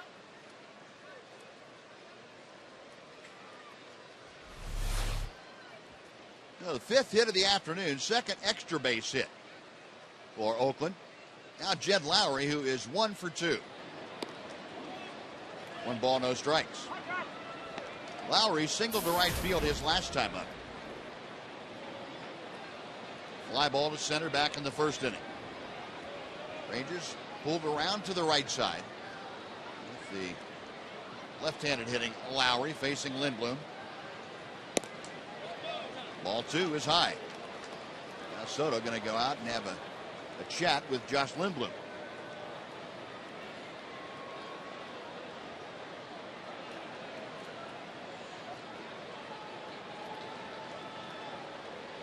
If you're playing behind a guy like Lindblom on a day like this, when it's been back and forth, there's always trouble in an inning. What are you thinking to yourself, Mac, as an infielder? Well, what I want him to do is just make sure he keeps his rhythm. Don't, start and stop, slow down. Just keep that nice steady pace, whether it's a quick pace or a medium pace. Just keep that rhythm. I think a lot of times pitchers will lose that rhythm, just like hitting. If you lose that rhythm as a hitter, you can lose that rhythm as a pitcher. A shot to center field. Jaso being waved around third. Here comes the throw. It's offline, and in scoring is John Jaso. Now the throw to second, and they get Jed Lowry by several strides. That's one way to get an out. But the A's take a lead as Jaso scores from second on Lowry's RBI single. It's 1-0 Oakland. It's one of those balls that caroms off the cement wall behind home plate, right straight back to Lindblom. And this time the pitcher made an accurate throw. A lot of times you'll see the pitcher pick it up and throw it right back into center field, but Josh helps himself out with this ball way offline. But look at that carom right straight to Lindblom. He makes a good throw to Elvis. I like the throw. Yeah, great throw. Like a relay throw there. So Oakland on top, 1-0. Base is empty, and Yoenis Cespedes coming up for his third at bat. Cespedes 0 for 2. A rip and a miss. And Lindblom, the advantage in the count.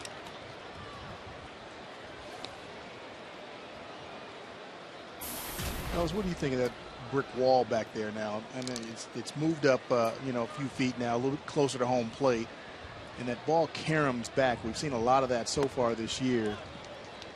I'm not a real big fan of that. No, I'm not either, Mac.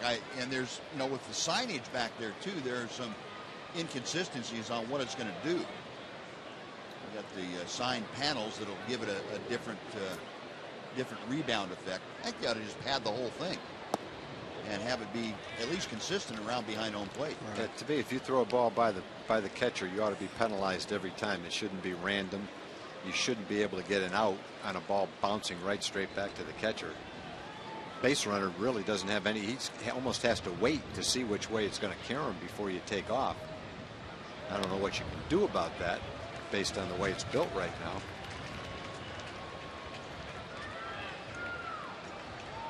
But when you throw a wild pitch with a man on third base, you should give up a run, not have a chance to get an out, right, because the ball bounced right back to the catcher. 2-2 the count to Cespedes.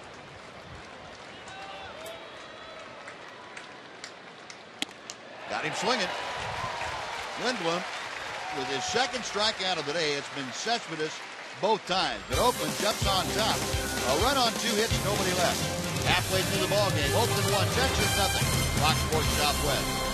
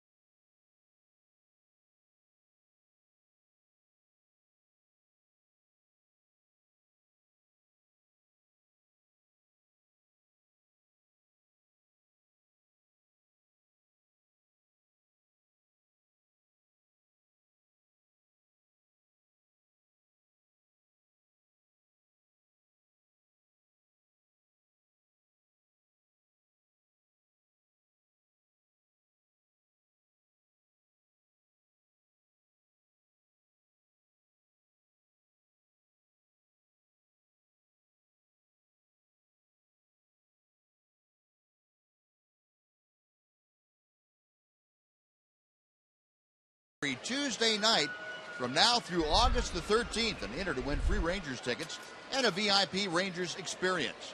Visit otbfanzone.com for more details. Bottom of the 5th inning, Rangers now find themselves trailing 1-0. Well, Mac, you did it. You gave up the run at the top of the house. I'm going to see you rebound here in the bottom half of the inning. We will rebound. All We'll right. score 2, at least 2. Robinson Chirinos flied out to the deepest part of the ballpark. His first time up. Hit a rocket to right center field. And takes that pitch on the outside corner to even the count at 1-1.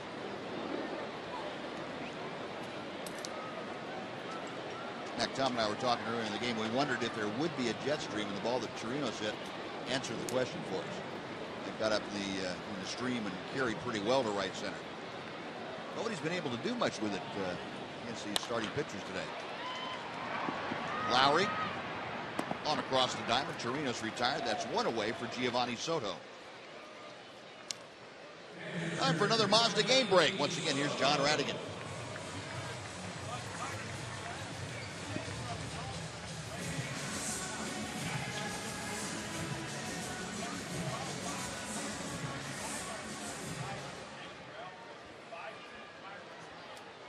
All right, John, thank you. Soto a rip and a miss. It is 0-1. You know, Go ahead, Mac. It's very rare that jet stream doesn't come into effect. There's usually always that wind blowing out. It's very rare that it's just dead air in here. Mm-hmm. Can you tell at second base, is the wind blowing in your face when you're at second base? Can you feel it there? No. I would always look up at the flags. The flags would always tell me. 2-1 the count. Yeah, if it's windy down there on the field, it's pretty bad. You've got trash flying everywhere. Then it's, there's a storm coming from somewhere. So that's when it's windy down there on the field. Soto rips one, but pulls it well foul. And the count evens up at 2-2.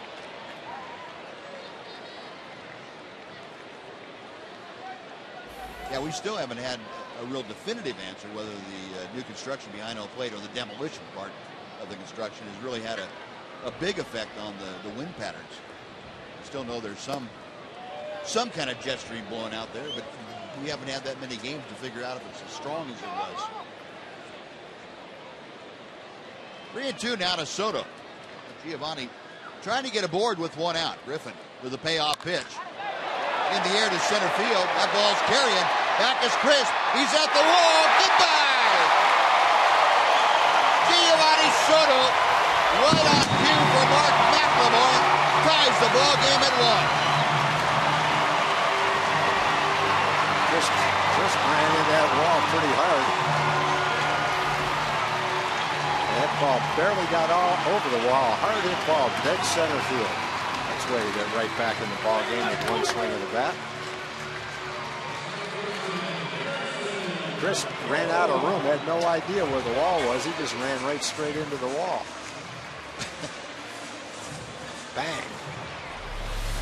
The wall got in his way. He knew it was coming. I think he might have been just a step too short.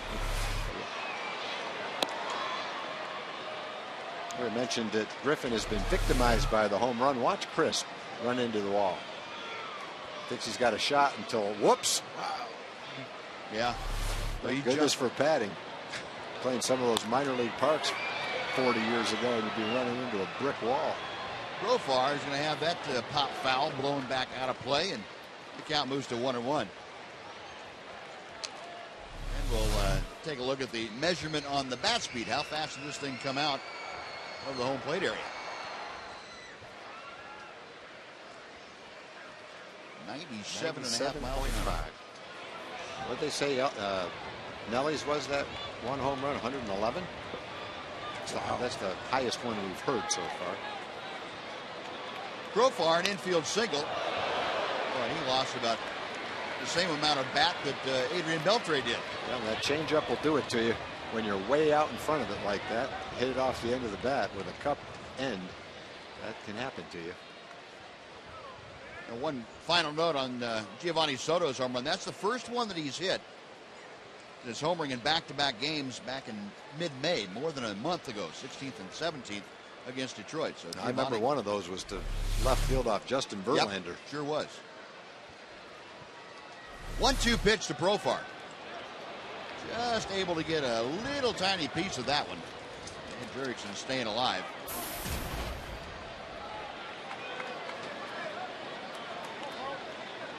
Well, the Rangers come back to tie things. A's with 6 hits. Rangers with 3 hits. Soto with his 3rd home run of the year evens things up. Profar gone on strikes.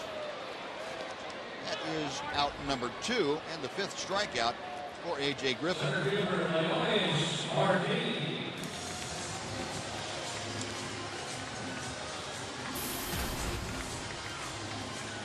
Now here's Leonis Martin, who was called out on strikes back in the 3rd inning. High, tight fastball. It's 1-0.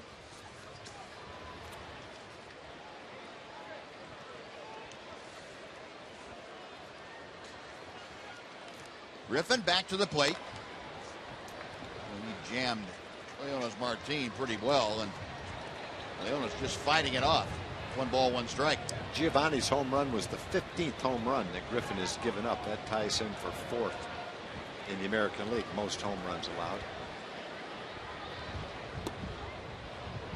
2-1 now.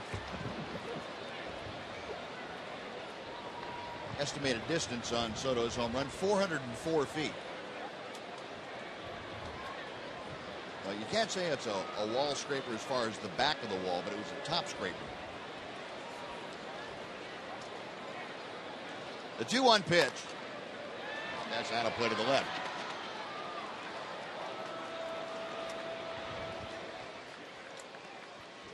Now Griffin getting close to that 100 pitch mark. He's at 91 right now, and that seems to be the magic number as far as Bob Melvin is concerned with his starting pitchers. Fly ball right field. Reddick started back now, has to come in for it. Dives and makes a tumbling diving catch. What a play by Reddick to make up for a bad jump. And the Rangers are gone, but Soto ties things up with his 3rd home run. And Mark McMorris, thanks very much. Again, you get the magic going. We are 1-1 going to the 6th inning.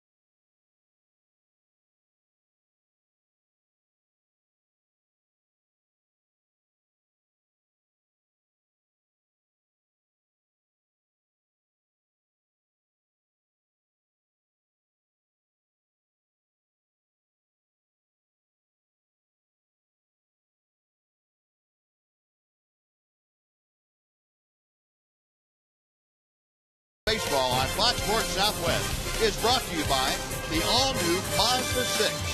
When you change everything, you change everything.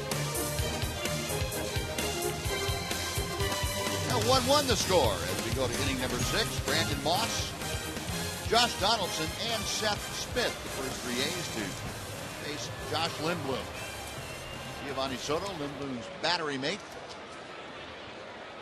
tying the ball game up. A home run to center field, and a swing and a miss. by Brandon Moss. Moss has doubled to left center and fouled out to third.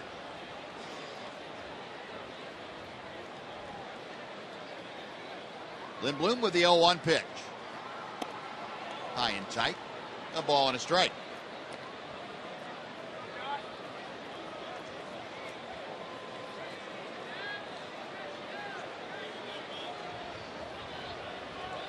Lindblom back with the 1-1. Got him on the fist. Pretty good fastball there, and it's a ball and 2 strikes. And Joseph Ortiz, the left-hander, loosening in the Ranger bullpen. Remember, Ortiz called up a couple of days ago for this specific kind of duty, and the Rangers like to get the left-handers in there against this Oakland lineup. Tom told you with 7 left-handers in the order. Diving stop by Profar. From his knees, he throws a soft dot, not in time. What's he doing? Oh, man. Well, when you play youngsters, you're going to get young mistakes. The only bad part is if you're trying to win, you can't tolerate those. Profar had the play right in front of him, didn't make it. I don't know if the ball slipped out of his hand or he just thought he had more time, but he makes the hard play, makes a beautiful diving play, but then just didn't get anything behind the throw. He has made throws like that as a second baseman that we've seen since he's been up here. Soft throws. Hasn't gotten caught on one except for that. He got caught on that one. And maybe it slipped out of his hand, given the benefit of the doubt. But, you know, you're getting ready to say what a great play by Profar, and it was a diving, beautiful diving play. You got to finish it off with a solid, accurate throw. Donaldson, the hitter, 1 ball, no strikes. And now Lindblom working on Moss. Donaldson, a pair of groundouts, once to second, once to short. I remember when Elvis first got to the big leagues when he was young, it took him a while to develop the routine throw to first base. The face hit to right field. Moss had to hold up momentarily, but he'll move into second easily. And runners at first and second now with nobody out. And Seth Smith coming up. And he will not face Josh Lindblom as Ron Washington is on his way to the mound. So Washington wants the left-hander Joseph Ortiz to come into the ball game. He will inherit runners at first and second, nobody out. Seth Smith will be the hitter. Josh Lindblom is finished for the day after 5+ innings of work. And we're taking a timeout here at Rangers Ballpark in Arlington. Oakland 1, Texas 1. We'll be right back.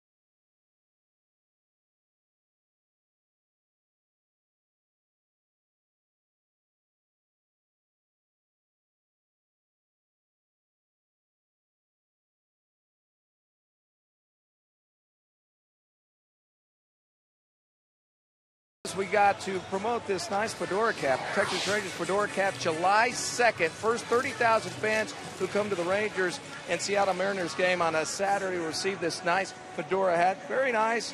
Fits very well. What do you say? Right there, buddy, huh? Nice job. Okay. There we go. Put it there. Okay. There we go. Pretty nice, huh? Yeah. All right. There we go. Buzz? All right, Doctor. Thank you. Ron Washington on the mound and telling Joseph Ortiz exactly what he wants to have happen. He wants him to throw strikes, wants him to get out of this mess. Oh, those are Joseph's numbers on the season. He's got a tough assignment right here. 2 men on and nobody out. 3 left-hand hitters coming up. Smith, Reddick, and Sogard. First pitch. Throw to second. And cutting in behind was Elvis Andrus. The throw pretty close, but Moss able to get back in there with a dive. And Giovanni Soto coming up firing. 1 ball, no strike. Smith has singled and flied to center field. Likes to take the ball the other way against left-handers. Rangers, though, playing him just about straight away. Check swing. And it's 2 balls and no strikes. 1 for 3 against Ortiz is Seth Smith.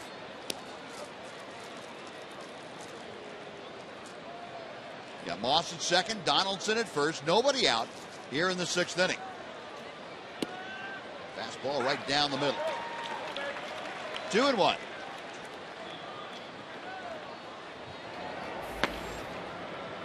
Jason Frazier up and throwing. Right-hander getting loose. We saw him last night.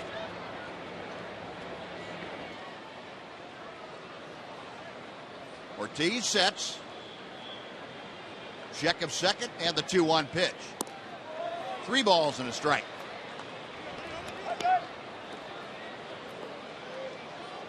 Smith hitting in the number 7 slot. He'll be followed by the right fielder, Josh Reddick. It's a tough spot to be in, but you got to give yourself a chance and throw a strike. Don't make it tougher. Throw a strike, you might hit a 1-hopper right at somebody for a double play.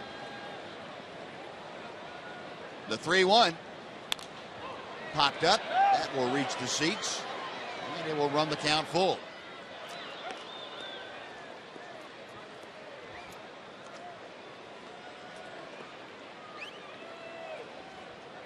But Josh Lindblom worked the first 5 innings plus 2 hitters here in the 6th. Gave up 8 hits, and really it should only be 7, but it's 8. Giving up 1 run. The 2 on base are his responsibility. Ortiz with a payoff pitch. Another foul back, and we'll try it again.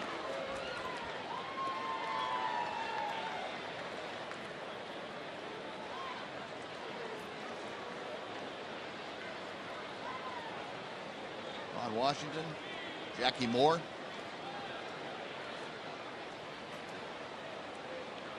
Keeping a very close eye on Joseph Ortiz as he goes about his business.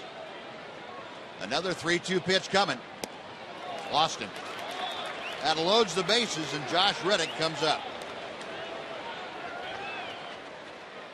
And Mike Maddox had started out and now backpedaling up a bit. There's going to be a pinch hitter for Reddick, and that's what Mike Maddox was backing up for. Yeah, he didn't want to go out there in case Wash wants to change pitchers. Yep. Chris Young has grabbed a bat, and he is loosening in the on-deck circle. So as soon as he is announced as the pinch hitter for Reddick, Ron Washington will make his decision on whether he wants Ortiz to work to him or whether he'll bring in Jason Frazier. And there's probably not much of a decision to be made, I wouldn't think.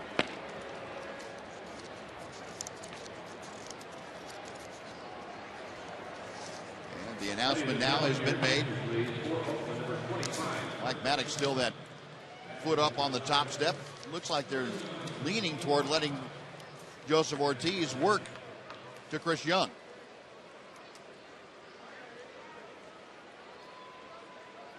And now Ron will come out. They've decided against that idea. And with Young at the plate, a right-handed hitter, they're going to summon Jason Frazier from the Ranger bullpen to come on into this bases loaded, no out situation. A 1-1 ball game.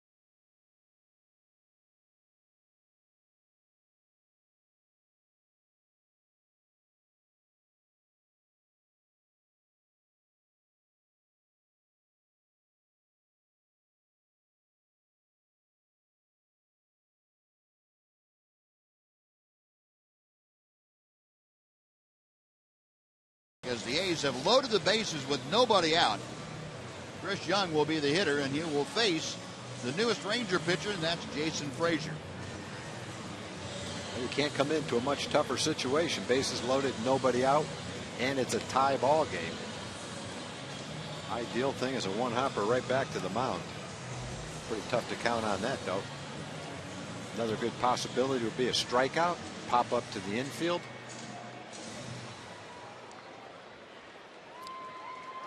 Chris Young will be pinch hitting for Josh Reddick. Righty versus righty. Maybe Jason can get the strikeout right here. Now Young stepping to the plate. Chris Young brings in a modest 2-game hitting streak, but he has gone 3 for 6 in this series. He had a base hit night before last as a pinch hitter. Last night had a couple of hits and 5 times to the plate with that 3-run home run. The base is full. Rangers playing the middle of the infield back. Corners are up, even with the bags. Young hitting 192, facing Frazier. Jason worked 2/3 of an inning last night. Gave up a walk, also had a strikeout and a fly ball. High and tight. It is 1-0.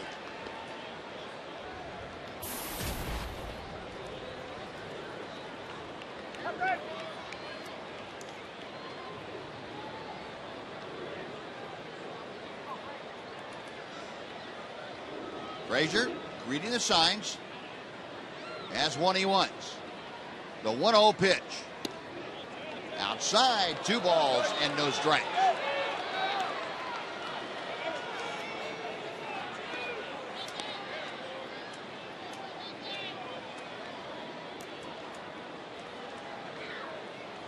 Young now with the advantage in the count. Looking for a pitch in a location that he can drive. Ball 3. But Joseph Ortiz came in to face the left-hander Smith, walked him, and now Jason Frazier has come in to face Young, and he has fallen behind 3 balls and no strikes. And no place to put him. Base is full of Oakland A's. Moss at third, Donaldson at second, Smith at first.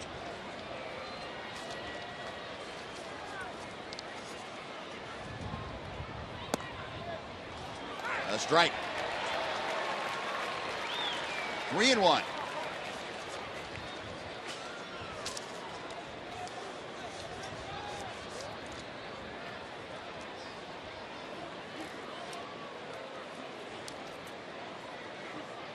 Let's see if he's taken right here. As an A's hitter, wouldn't be shocked if he does take right here. 3-1. Frazier back to him. Chopped down at home plate, and at least Jason's given himself an opportunity to get a strikeout. Yep. Come back to make it 3-2.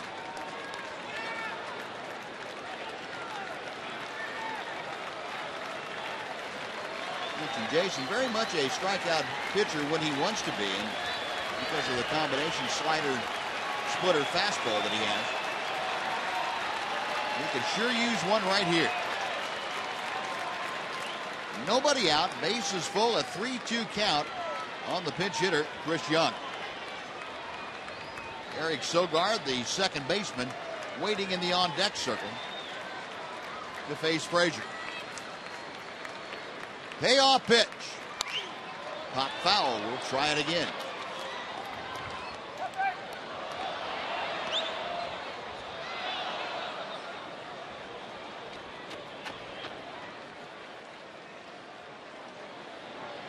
Soto going to go out there and say something to Jason. See if we can get him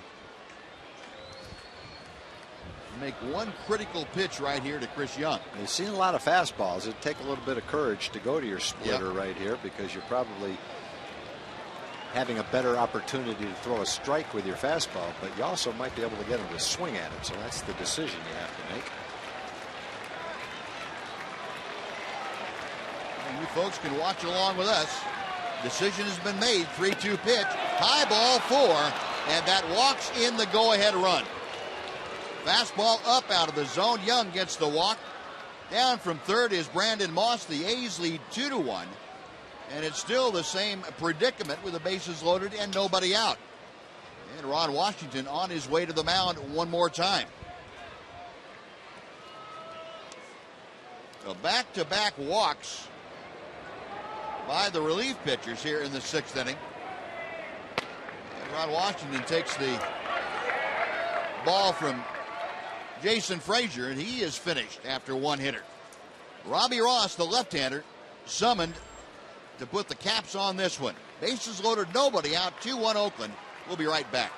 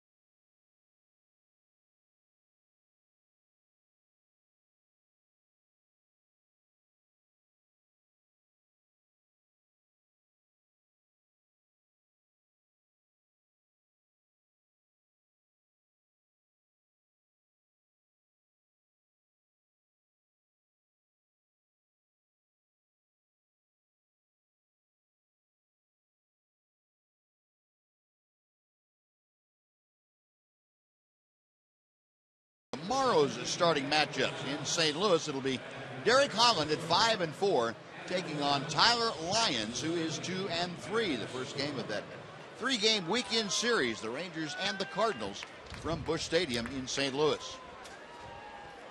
Tomorrow night, 7 o'clock on TXA 21. And here's Robbie Ross. Well, the key is give yourself a chance. Give the defense a chance. Throw strikes. Make them put the ball in play. And Ross will face a pinch hitter. Adam Rosales goes after the first pitch and yanks it foul down the left side. A Sogard removed, and Rosales, the right-handed hitting component for the platoon at second base for Bob Melvin. Rosales, a 198 hitter, 4 home runs, 8 driven in. Nobody out, bases full, a run across. Fouled away to the right. And Robbie, brought into a situation like this, can get the strikeout. He's been on a pretty good strikeout binge of late. He has now struck out better than a 1-hitter per inning. 0-2.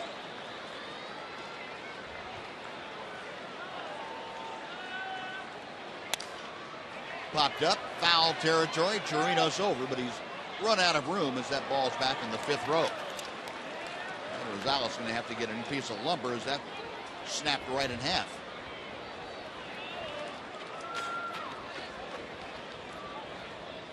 You know, this inning all started with Brandon Moss hitting a ground ball to second that Jurickson Profar made a nice play to get. Then from his knee, made a little soft toss to first base. Just a little lollipop throw, and Moss able to beat it out. And that has opened the gates to the situation we have right now. Got him swinging. Moss able to come back, get a very big strikeout. 1 away, and the top of the order now will come up.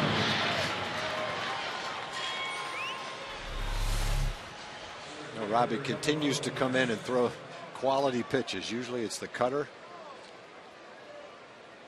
And he's just been dominating most of the hitters he faces. Long way to go, though. Still only 1 out. Now it's the top of the order. And for the A's, that means Coco Crisp today. Crisp is 0 for 3. Popped out, lined out, and flied out. All of those at bats against Josh Lindblom. Robbie now having a little difficulty getting together with Giovanni Soto on the first pitch. See Crisp 0 for 2 lifetime against Robbie Ross. Rangers looking for that ground ball at somebody in the infield. Instead, they get a pop-up, which is fine. We'll take that. Jurickson Profar making the call. The infield fly rule in effect, and there is a huge out, number 2. A strikeout, pop-up. 2 gone, bases still loaded, and John Jaso is coming to the plate. Yeah, you come in and get Jaso right here and keep it a 2-1 game, and that could be easily a game-saving appearance for Robbie. But Jaso's still a tough hitter. 2/3 of the way, but 1 more big out to go. Jaso today has walked twice and doubled. Scored the first Oakland run in the 5th inning. Up there now with the bases full and 2 outs.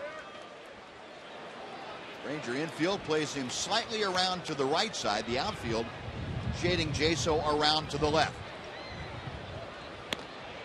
Off speed, that finds the strike zone. It's 0-1. Jaso's double went down the left field line. Didn't hit it all that well, but got it in front of Murphy and toward the line. And now David playing well toward the line. He's only about 40 feet off. Trying to bunt his way aboard, and it's fouled off. 0-2. Well, that's pretty much saying I'm going to have a hard time hitting you, so I'm going to try something different. Yep. Of course, Adrian's back a little bit. It's not a bad idea if you can get it down. And Robbie's been tough on not just lefties, but righties as well. Worth a gamble. And if you don't mind hitting with 2 strikes on you, like Jaso appears not to, it doesn't really matter too much now. Ross ready. The 0-2 pitch. Close, strike three.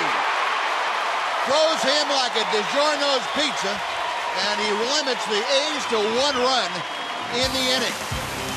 Great job by Robbie Ross. Will go to the bottom of the 6th. Oakland 2, Texas 1.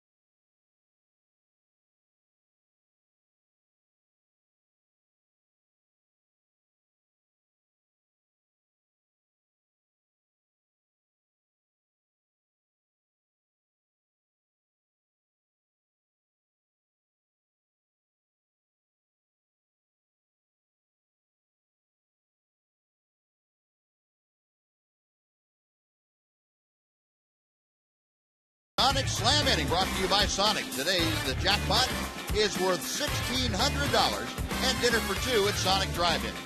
Today, the Rangers are hitting for Lee Yak from Carrollton. And if a Ranger hits a grand slam during the inning, Lee Yak from Carrollton will win $25,000. You can register at any participating Sonic restaurant. Well, Robbie Ross gets several gold stars for that effort in the 6th inning. Came in with the bases loaded, nobody out. Got a pop-up after a strikeout and then another strikeout and prevented any further damage. As it is, Oakland takes a 2-1 lead. Rangers with the top of the order now against A.J. Griffin here in the 6th inning. And defensive changes. We have Adam Rosales now at shortstop. And moving from shortstop over to second base would be Jed Lowry.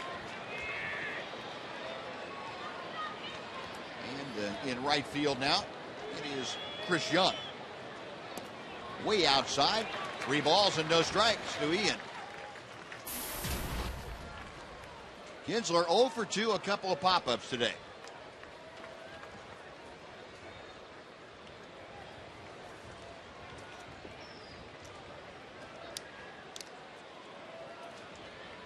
Griffin to the wind.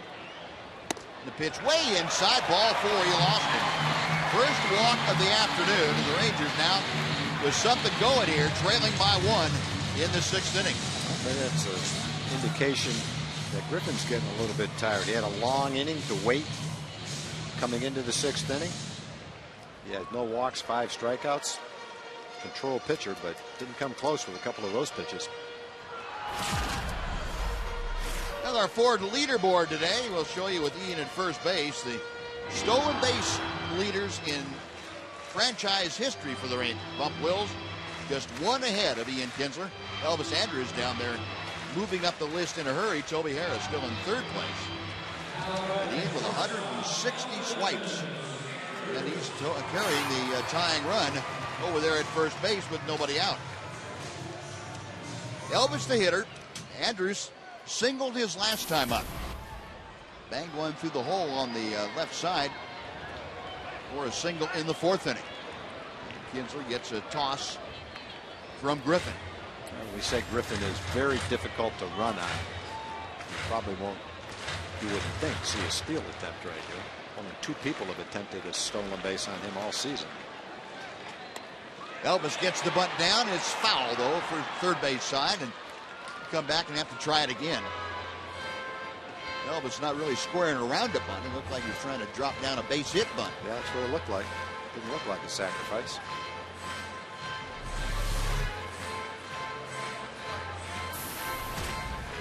Yeah, maybe just where the pitch was located on the inner part of the plate. Elvis back to the plate now. Kinsler back to first. 0-1.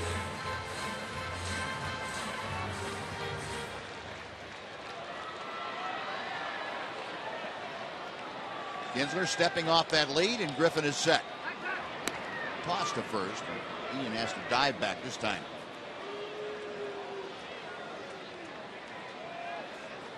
Elvis second in the American League with 5 sacrifice bunts this year. Kinsler with a pretty good lead against A.J. Griffin. In around the bunt, this one down the first base side. It'll get the job done as Griffin fires on to Lowry covering first. So into scoring position is Ian Kinsler as Elvis Andrus gets his 6th sacrifice bunt of the year. 1 away now, and Nelly Cruz coming up.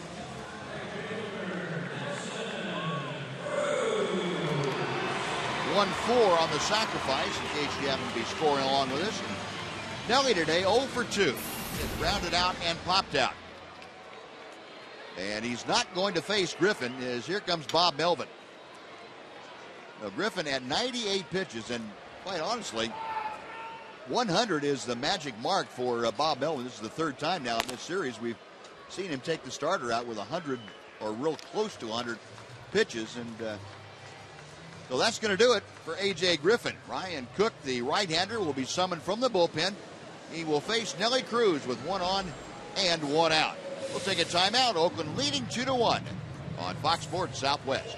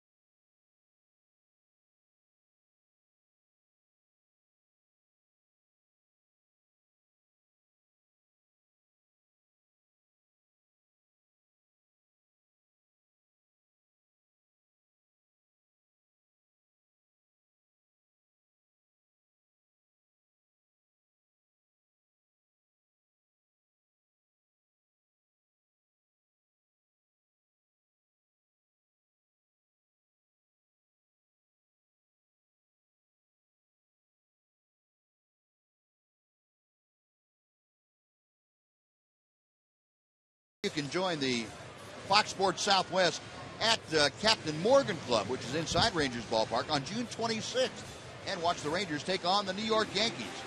Doors open at 5:30. Parking is free, and there's no ticket necessary. It's another Fox Sports Southwest Rangers Live watching party, and you won't want to miss it. Great place to watch a ball game from on the big screens, plastered all over the place at the Captain Morgan Club. Ryan Cook, the right-hander, on now, and tell by the numbers that Cook, pretty tough customer in late inning situations.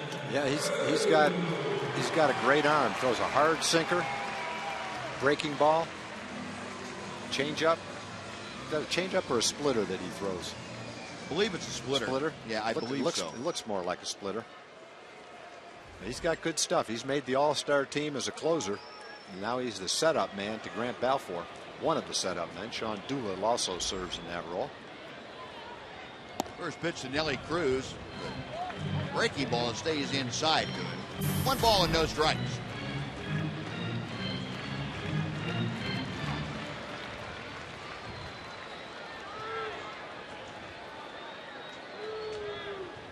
Cook a check of second. And Cruz skies one to right field, carrying pretty well, but Young with room back there makes the grab. Kinsler tagging up will come on over to third. And Ian now will be at third with 2 outs for Adrian Beltre. He just got that in on Nelly a little bit. 95-mile-an-hour fastball. Just jammed him enough to where he couldn't get it deeper than that over Young's head. Ran that ball in on his fist with good movement.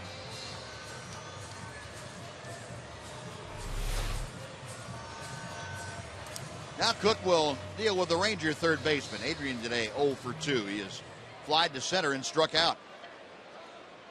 A.J. Griffin in his 5 1/3 innings of work allowed only 3 hits.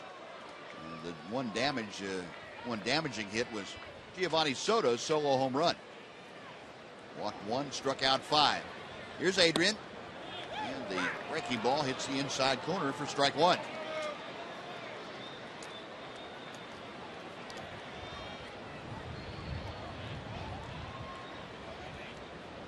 Cook sets. 0-1 pitch. Tried that same breaking ball. Left it inside this time. 1-1 to Beltre.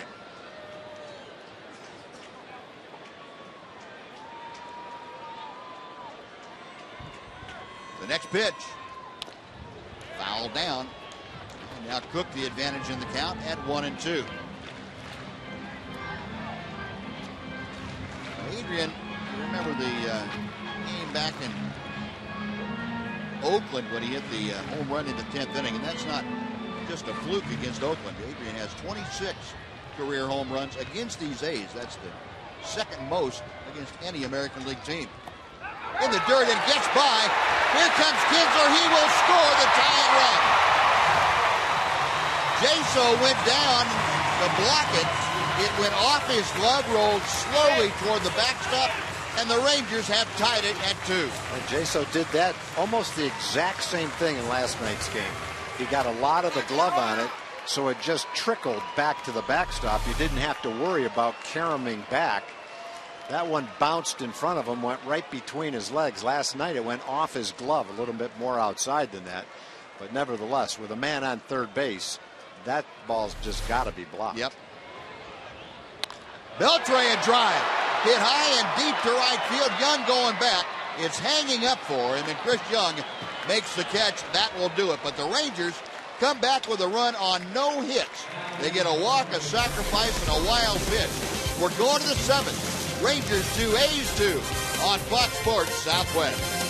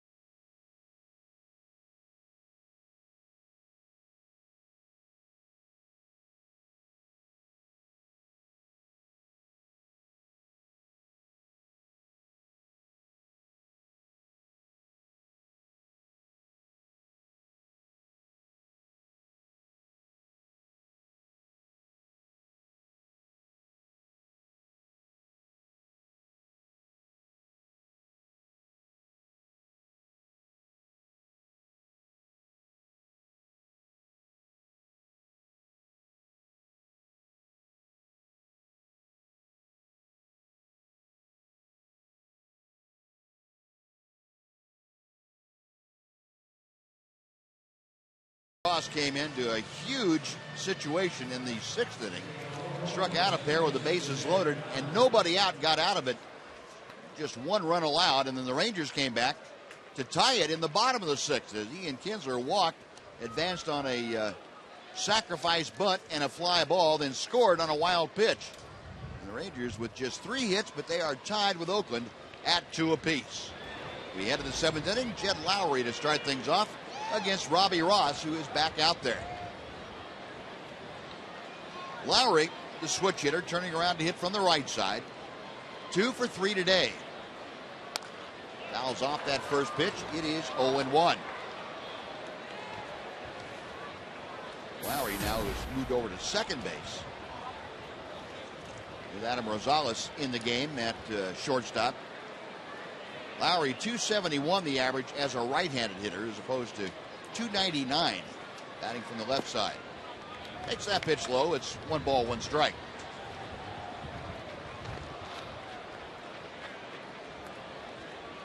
A's signed Jed Lowry, got him from Houston, I should say, and all the expectations have been really solidifying the middle of the infield. Inside, and the count runs to 2-1.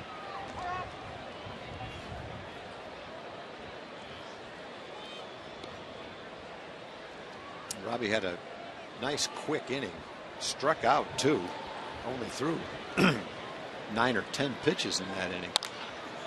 To right center field in a hurry, Elvis Martin, he can't get it. It's by him, but backed up by Cruz. And Lowry held to a single as Leonis Martin rolling over again, it looked like, on that wrist. And he's holding his stomach, so maybe he got his arm jammed up underneath him as he dove. Kelly Cruz tending to him, and Kevin Harmon, along with Ron Washington, making their way out to right center field to check on Leonis Martin. It looked like he had a beat on it. Couldn't tell exactly how much he missed it by with his glove, or exactly how he hit to cause the pain that he's feeling right now. Playing him that way a little bit. Somehow his arm and his glove got caught underneath him. Hit the ground hard. My great try, just couldn't quite get to it. Right off the tip of the glove, and then you said, Tom, his left arm along with the glove got rolled up underneath him as he bounced off the turf. And he is in some considerable pain out there, lying on the grass. Might have gotten the wind knocked out of him, which is kind of a scary feeling.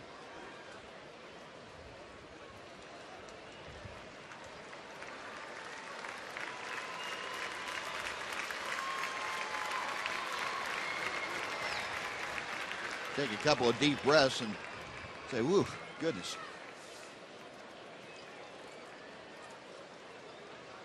Kevin Harmon making sure that there's no obvious damage done other than maybe losing his air.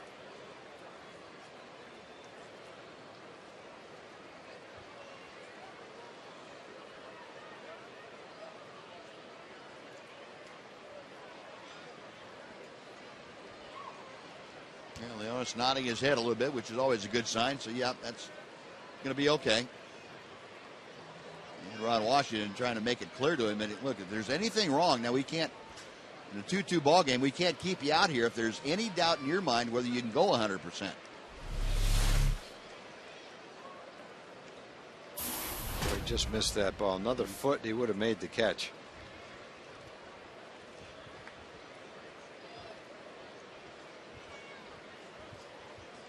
He's going to stay in the game. Yeah, good.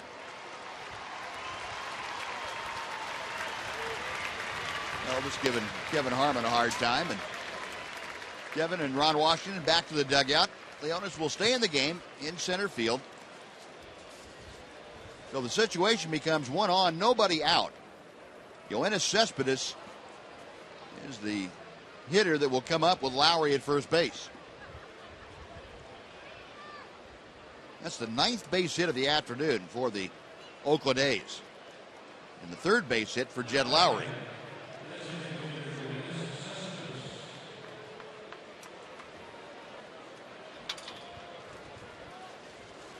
Well, here comes Cespedes, who has struck out twice today and popped out.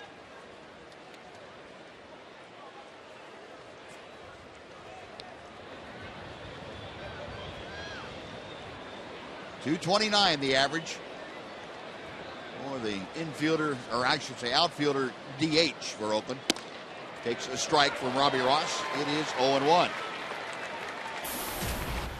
1 for 5 in his career. Cespedes against Robbie Ross.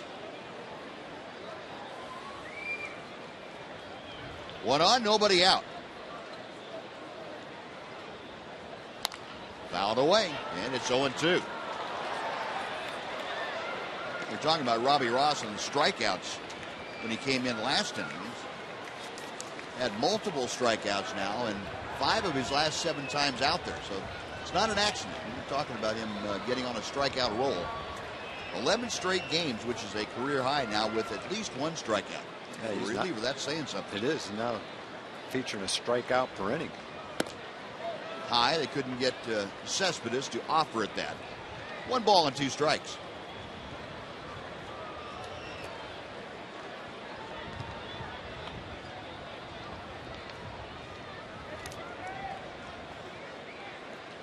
Ross studying the signs, flashed out by Giovanni Soto.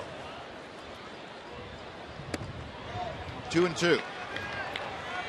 Tanner Shepard in the Ranger bullpen.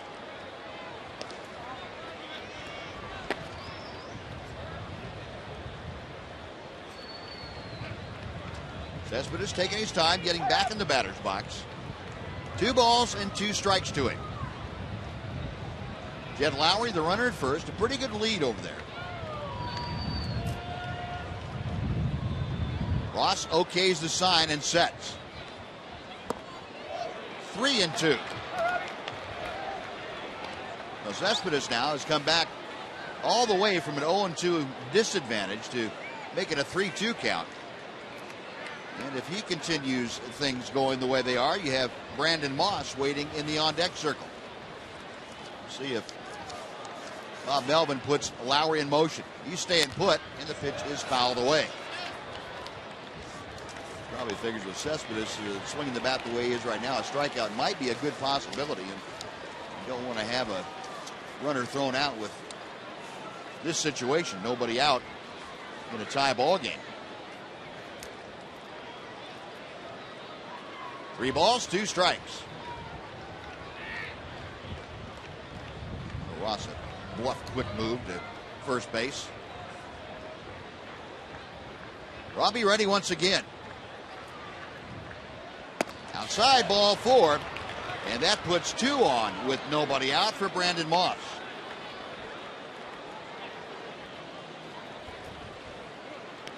So Robbie, who was pinpoint coming in the 6th inning, coming back out for the 7th, has lost that solid command. And Mike Maddox now, after a little bit of a hesitation, will go out and have a chat and take all the information about bunt defenses, if there is a bunt to be set up for the Ranger infield. Moss, meanwhile, while the conference is going on the mound, Brandon Moss going down and talked to Mike Gallego, the third base coach for the A's. If Moss did sacrifice the runners, Donaldson is the next hitter, and the Rangers would walk him. And that would bring up Seth Smith, a left-hand hitter. That might enter into Bob Melvin's decision on whether to let Moss hit or whether to have him bunt. Not sure how much Moss has bunted. We will have that answer here momentarily. Moss does not have a sacrifice.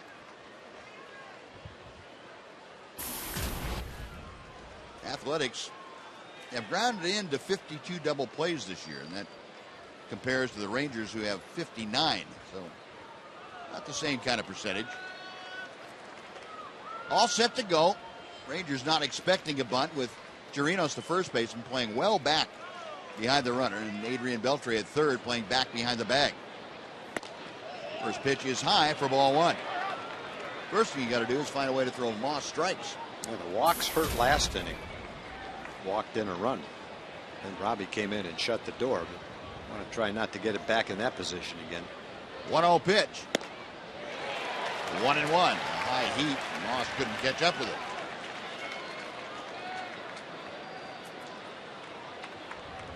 Moss today is singled and doubled. His ground ball to second was what started that mess in the 6th inning. Ball that Profar caught and then just lollipop went over to first. A rip and a miss. It's 1-2. Moss out to think about things, and Robbie Ross is standing right near the pitching rubber. He is ready to go.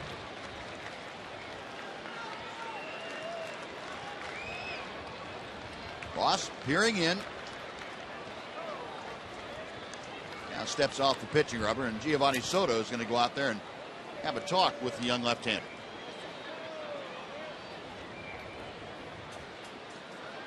I like to see a veteran catcher do that when there's any kind of doubt in either one's mind. A given pitch in a situation like this, you don't want that to carry over into the pitch itself. The 1-2 offering. It's high, and it's 2-2. Tried to get Moss to chase, and he wouldn't do it.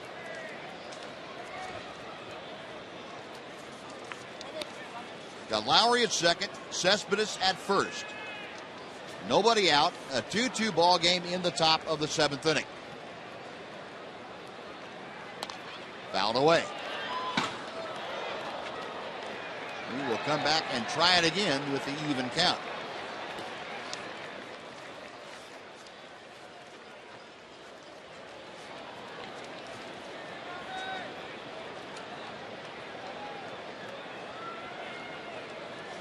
Pitches up, and you'd like to get Moss to chase. There's no assurance that he will. We'll see what Robbie comes back with. Got him swinging away, and Moss couldn't catch up with it. Big strikeout again for Robbie Ross. His 3rd strikeout in the last inning and a third. Looks like Wash is going to go to Tanner Scheppers to face Josh Donaldson right here, right-hand hitter. Good cutter right there, got Moss. But 2 men on, nobody out. Big out number 1. So to say Robbie Ross did a good job is really an understatement. He was fantastic. 3 strikeouts, an inning and a third in a pressure-packed situation. Tanner Scheppers coming on in. We'll take another timeout. A 2-2 ball game. We'll be right back.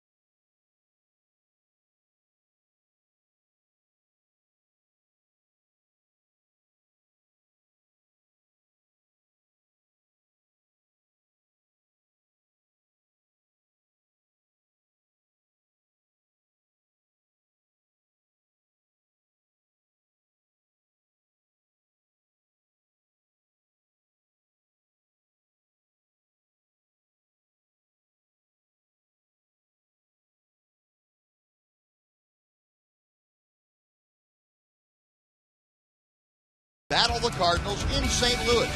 Baseball Night in America begins Saturday at 6 p.m. Central. 26-year-old right-hander Tanner Scheppers on now, and he has 2 runners on with 1 out. Josh Donaldson, who is 1 for 3, is the hitter.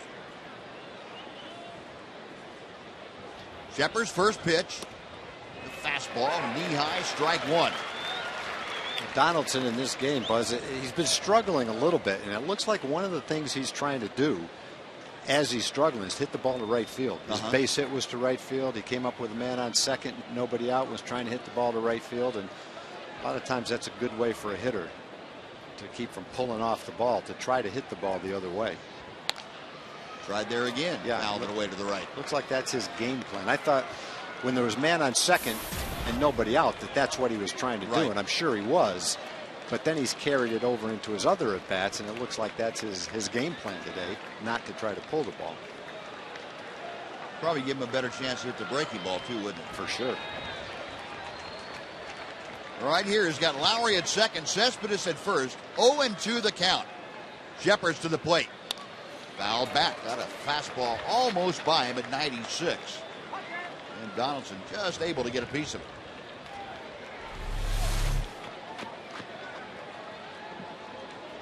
The ball really tailing inside on Donaldson. I'm sure Tanner would have liked to have that maybe another 6 inches inside. Still 0-2.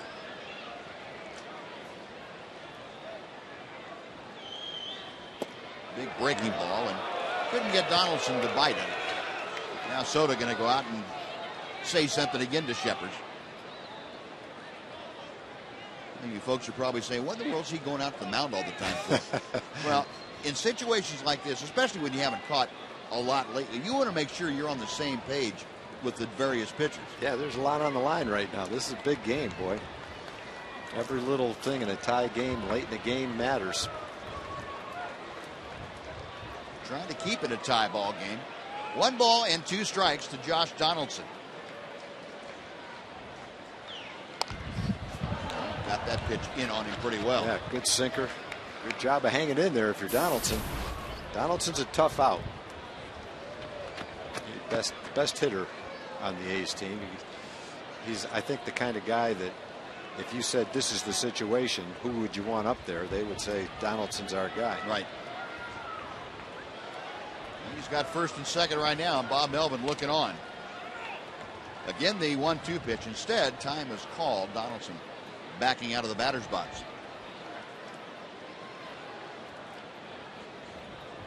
A's with a walk and a hit in this inning.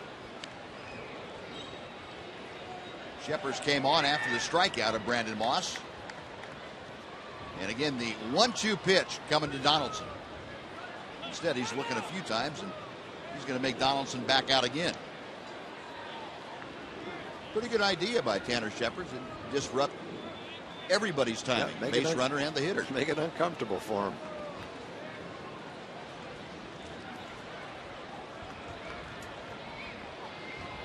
Long look in. Now Shepard has the one he wants. Couldn't get him to chase after that high fastball. It's 2-2. And again, Soto going to take a question or a message out to Tanner Shepard.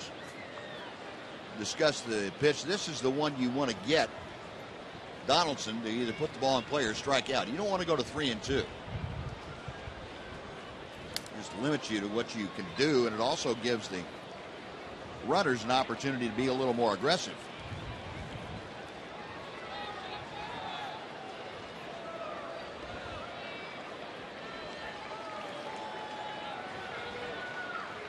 So they have settled that. Shepard's reading the sign. Donaldson waiting. The 2-2. Ground ball into the hole. Going to third, and it's chipped off. The runner coming down the line to score is Lowry. Into third and into second. Into third is Cespedes. On to second is Donaldson. And Oakland has taken a 3-2 lead. Now that was the only play that Elvis had. And it just so happens he threw it into the slide of Jed Lowry at third base. It was kind of a desperation play. You're right, Buzz. It's the only play he had. You've got to hit Adrian on the run as he's trying to get back to third base, and the runner comes there right at the same time. Elvis is running toward the foul line, had to throw back against his body a little bit. You'll see it right here. And let's see, with a perfect throw. Yeah, with a perfect throw, he would have had him. Yep. If he could have thrown it higher over the runner, he might have had him. It was the right idea, just not an accurate throw. It's going to be an infield single for Donaldson, an error allowing Jed Lowry to come and score. The error, of course, charged to Elvis Andrus, and Oakland has taken a 3-2 lead. And still just one out. The intentional pass given to Seth Smith, and that'll bring up Chris Young with the bases full, and it'll also bring Mike Maddox out to the hill.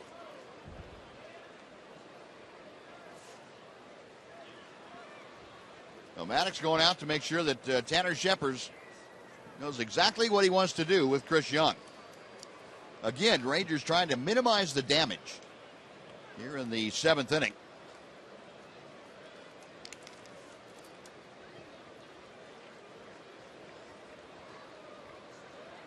Mike Maddox satisfied that Soto and Scheppers are on the same page. The battery's still discussing things. And Giovanni giving a pretty good pep talk to Tanner Scheppers.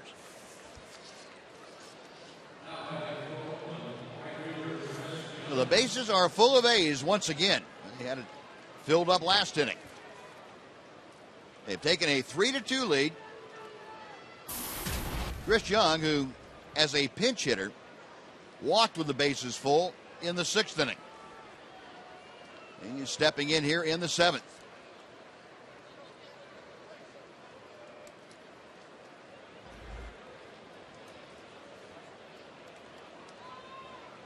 I think he's going to step in. Yeah, stop talking and put your bat there and get ready to hit. Scheppers from the stretch, and the first pitch is a little bit low for ball 1.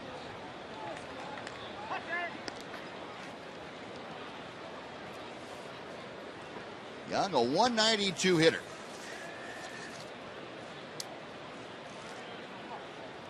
Got Cespedes at third, Donaldson at second, Smith at first.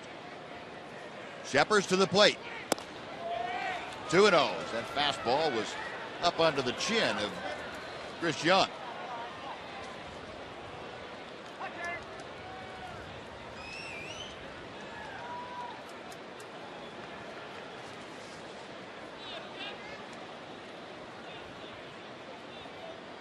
Two balls, no strikes. Hard hit, but pulled foul by Young. And the count is 2-1.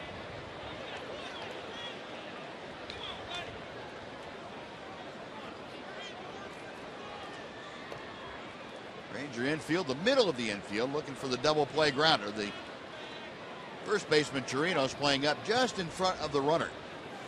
Seth Smith. If the ground ball is hit slowly enough to him, he will come home with it. Chopper to third, Beltre coming to the plate for the out. And that's all they will get. It sure looked like Adrian, well, he probably didn't know where he was in relation to the bag. Stepped on third. Young does run well, so Adrian making sure he got that lead runner for the out, the second out of the inning at home plate.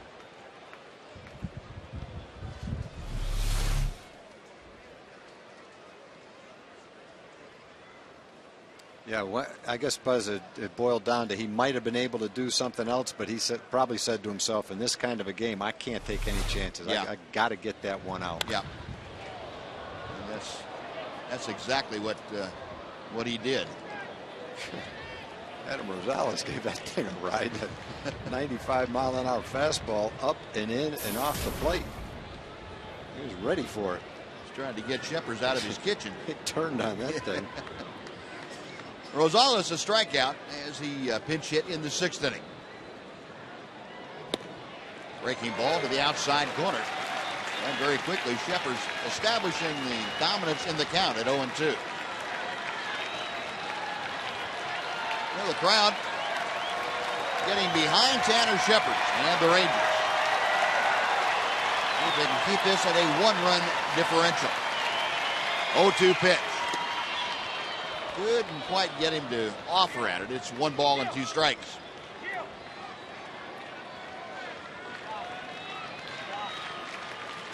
Rosales, a 197 hitter.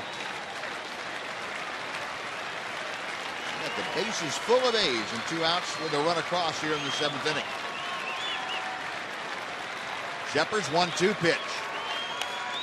It's fouled straight back.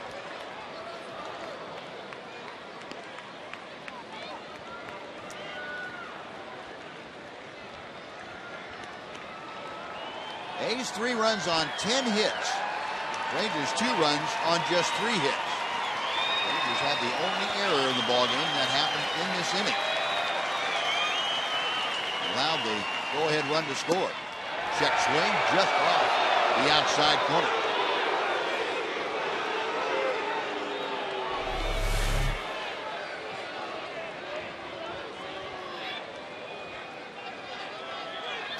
Pretty good job of hitting there by Rosales. Good back control. He's able to lay off it. Bring it in a little bit more. Throw it for a strike. 2-2 now. Call strike 3. Rosales knew it. He drops the bat, tosses the helmet, and that'll do it. Oakland does take the lead, but again, for the second straight inning, they leave the bases full. Stretch time in Arlington, 3-2 Oakland.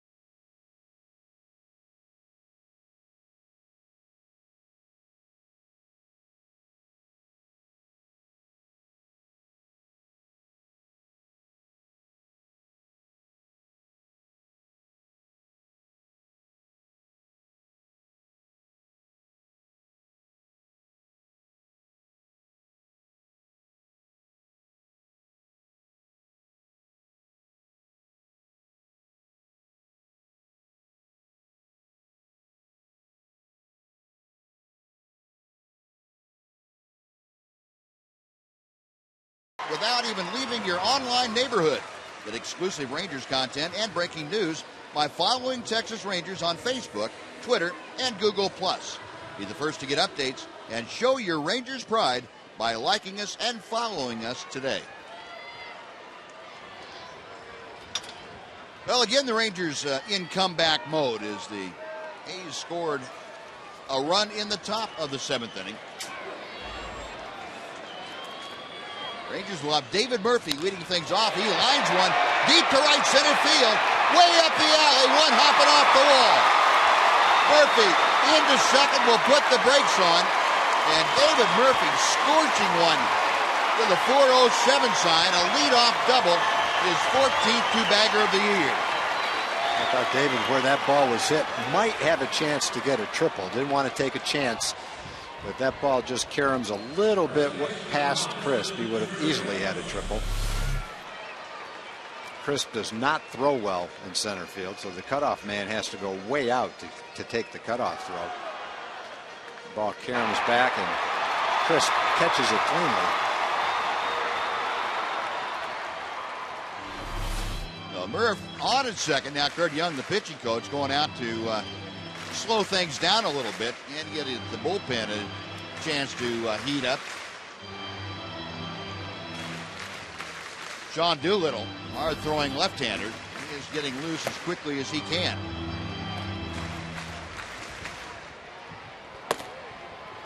The conference finished on the mound, and now Robinson Chirinos will step to the plate. Chirinos 0 for 2 today, out on a long fly ball to right center field his first time up. Last time up in the 5th inning, grounded to short. A's in at the corners looking for the bunt from Chirinos. He is around a bunt and takes the pitch high for ball 1. Chirinos checking with Gary Pettis, the third base coach, who's going through a series of signs, relayed to David Murphy at second and to Chirinos at the plate.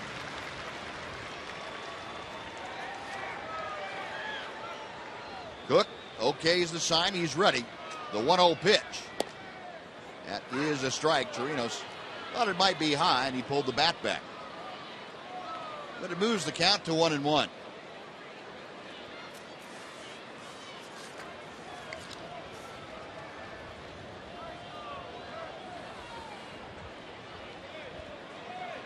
Murphy stepping off his lead at second. Rosales right behind him, the shortstop. The bunt is down to the pitcher. Throw to third, and they get Murphy on the tag. Donaldson able to get Murph, and sacrifice does not work as Chirinos bunted it right back to the pitcher, Cook. That's one place you can't bunt it. In that situation, the ideal bunt is right to the third baseman. Make the third baseman field the ball, and then there's no one at third base. But when you bunt it to the pitcher, the third baseman can go back to cover, and then there's not much you can do about it, especially when you bunt it that hard. Now, with Soto, the scheduled hitter, called back, A.J. Pierzynski has grabbed a bat. He will come up as the pinch hitter, just now being announced, and we'll see if that necessitates a move from Bob Melvin. He has the left-hander Doolittle out there. Bob Melvin has made the decision. He is on his way to the mound, and he wants the left-hander Sean Doolittle to come in and face A.J. Pierzynski. So the Rangers with a leadoff double, but then the failed sacrifice, removing Murphy at third base, have Chirinos at first with 1 out, and Pierzynski will be coming up as the pinch hitter. 3-2 Oakland. We'll be right back to Rangers Ballpark in Arlington.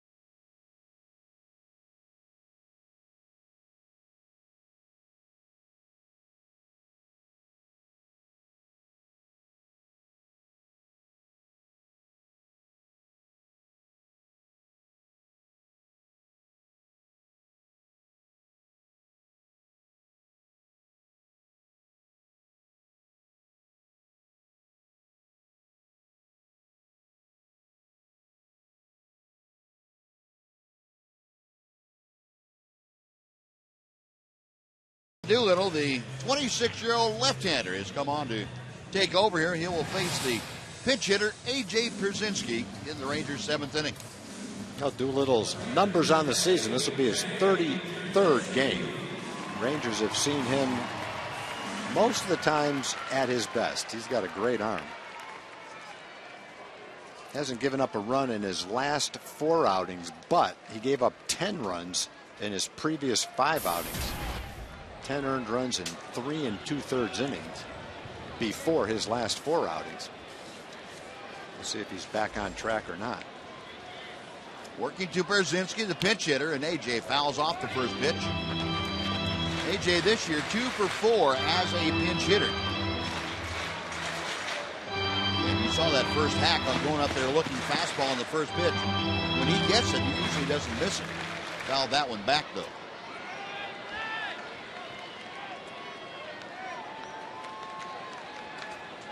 Doolittle, the South Dakota native. Misses with the breaking ball. AT&T U-verse reverse replay for today.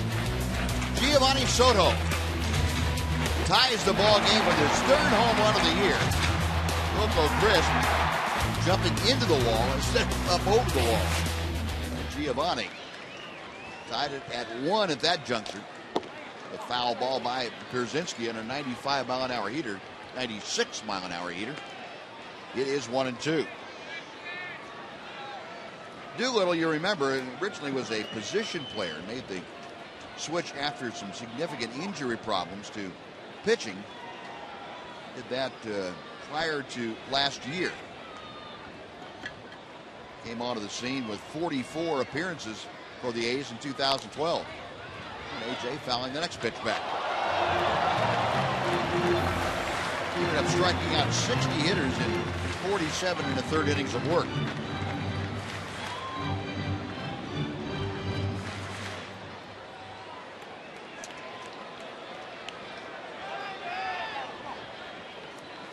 One ball, 2 strikes. Chirinos the lead from first.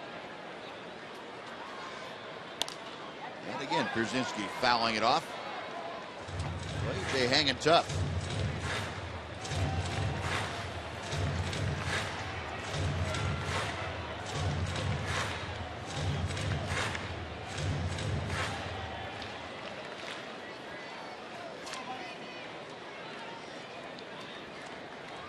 Jaso checking with the bench to see if there are any thoughts over there that he needs to be aware of. And A.J. making it real difficult on Doolittle. A.J. will battle you up there. He doesn't strike out very much, doesn't walk very much. He's going to be swinging. Just spoiled a couple of good fastballs. For the most part, trying to keep him away. That first pitch that you were talking about, Buzz, was on the inner part of the plate. Probably A.J.'s best pitch to hit. He fouled that one off. Yeah, maybe he'll get another one. Doolittle to the plate. To left field, that's a base hit. Chirinos stops at second. A.J., that's about as professional an at-bat as a pitch hitter you can have. Hey, you're facing a lefty throwing 96 miles an hour. Fought off some tough pitches and hammered his high fastball into left field. A 2-on, 1-out, Jurickson Profar coming up. Pitch is not a strike, not even close to being a strike. Look how high he had to raise his hands to be able to hit that ball on a line to left field. That's not easy. But he's not trying to hit a home run right there. He's just trying to make some contact. Did a great job of it. Profar now turns around to bat from the right side against Doolittle. Jurickson this afternoon 1 for 2, had an infield single in the 3rd. Struck out in the 5th. Takes ball 1, blowing inside. Got a good look at his fastball now, and you're ahead in the count. 1-0. 95 miles an hour with that fastball. And got a pretty good look at his delivery. You've seen the velocity of his fastball. Just got to tune it up a little bit now. Doolittle ready. Check of the runner.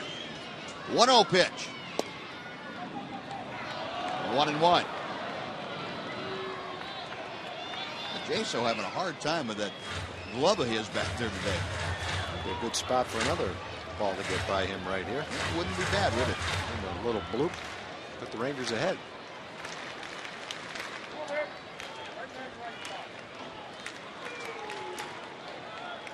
Chirinos the lead from second. Pierzynski from first.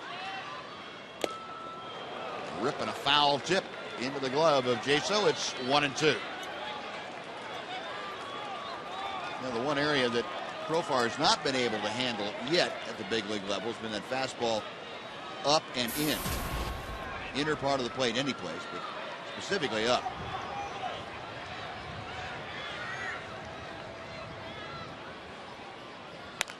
Out of play. Still a ball and 2 strikes.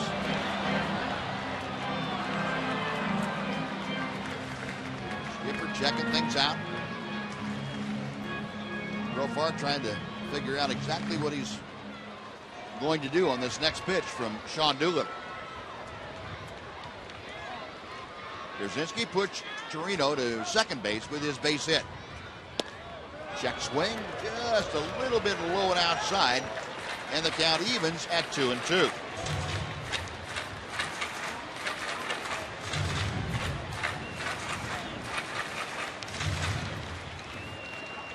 So far, a little hitting lesson, a reminder for himself.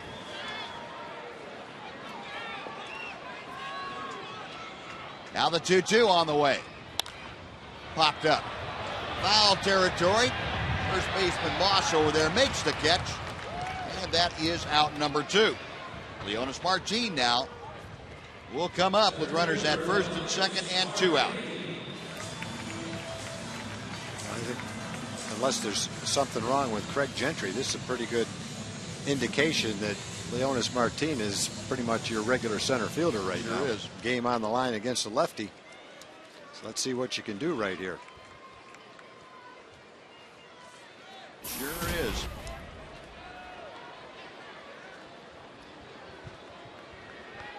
Leonis Martin 0 for 2 this afternoon. Takes low for ball 1. Leonis called out on strikes in the 3rd.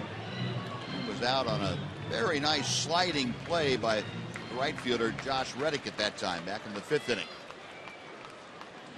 Chirinos, the tying run at second. Pierzynski, the go-ahead run at first. This one looped down the left field line, but that slicing foul back into the 3rd row. And out of play. And the count moves to 1-1.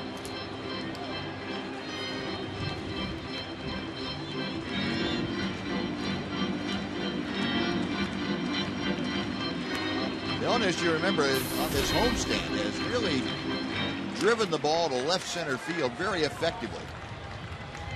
Doubles, for the most part, that he has hit on this homestand have been that direction. Broken bat grounder to first. Moss backs up. Not going to beat him. Underhand throw, not in time. Leonis beats it out. He beat Doolittle to the bag. And the Rangers have the bases loaded with 2 outs for Ian Kinsler. Well, that's one of those plays you wish it was Ian or Martin or Gentry on second base. They would have scored on that play.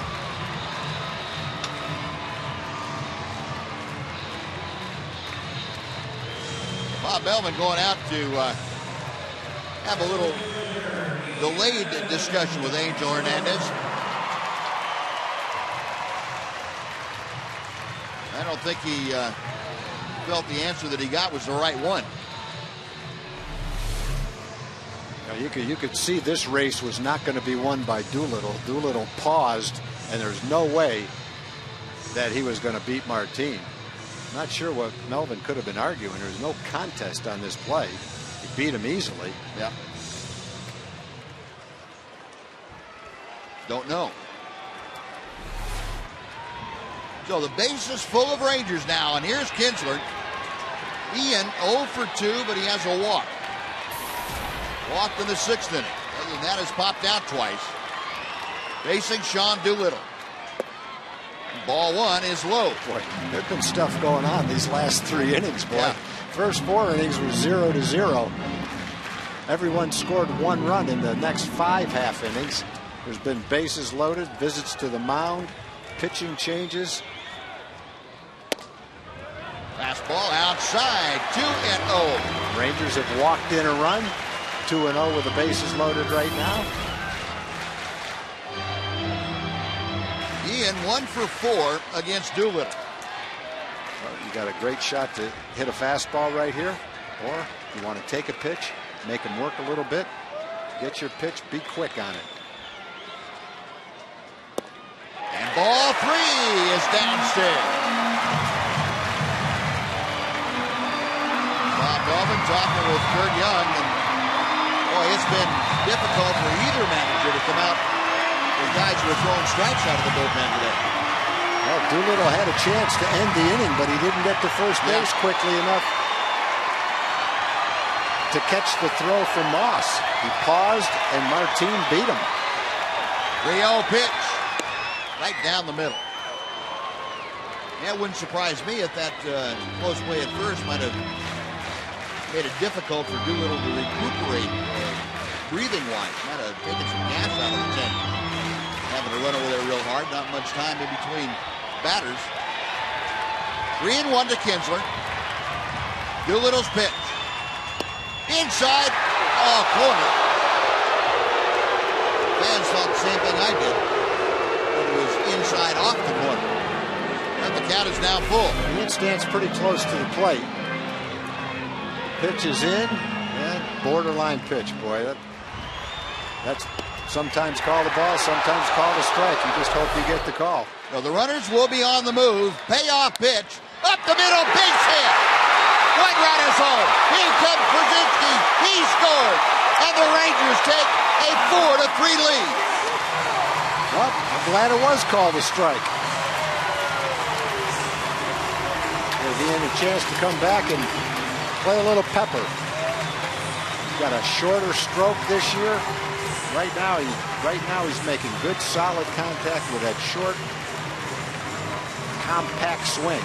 2-strike stroke. Make some contact here. Get the bat out there. Make some contact. Ian Kinsler right back through the middle. Big base hit for the Rangers. Kinsler with 2 RBI now at 26. He has driven in 4 total the last couple of ball games. That will make the skipper put the hands together for Kinsler. And a big base hit by that man too, A.J. Pierzynski. Let's not forget that. Huge hit. So 4-3 Rangers. Completely erases the trauma from the bunt back to the mound that got David Murphy at third base. Now here's Elvis with runners at first and third. Andrus 1 for 2. There goes Kinsler. No throw to second base. In with the stolen base easily. What a good shot. The second that Doolittle moved, he took off.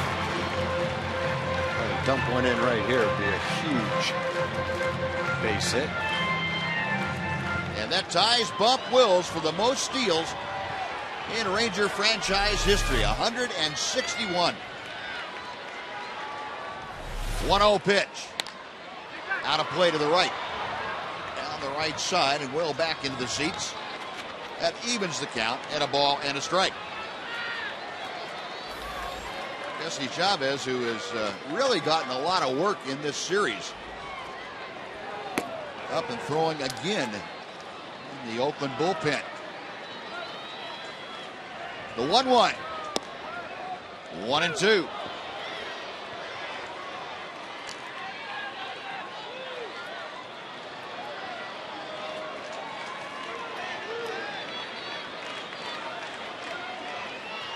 Elvis with Leonis Martin at third, Ian Kinsler at second.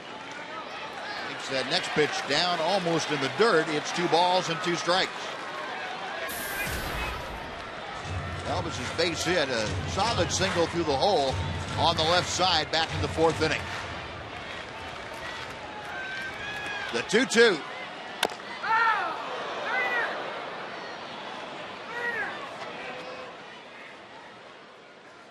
Elvis back up and kind of staggering around a little bit. I think you could have heard Elvis yell on that one, couldn't you?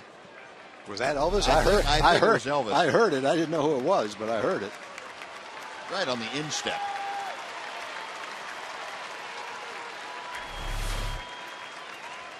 Elvis bouncing around a little bit. I commend him for that. So 2 balls, 2 strikes. It made Sean Doolittle now throw 27 pitches. It's coming on in this inning. Yeah, he didn't even start the inning. Back to the plate. Hard hit, but right at the second baseman, Lowry. That'll do it. The Rangers are gone, but they come up with 2 runs. Ian Kinsler delivers the big 2-out hit. And we'll go to the 8th inning. The Rangers now lead it 4-3 on Fox Sports Southwest.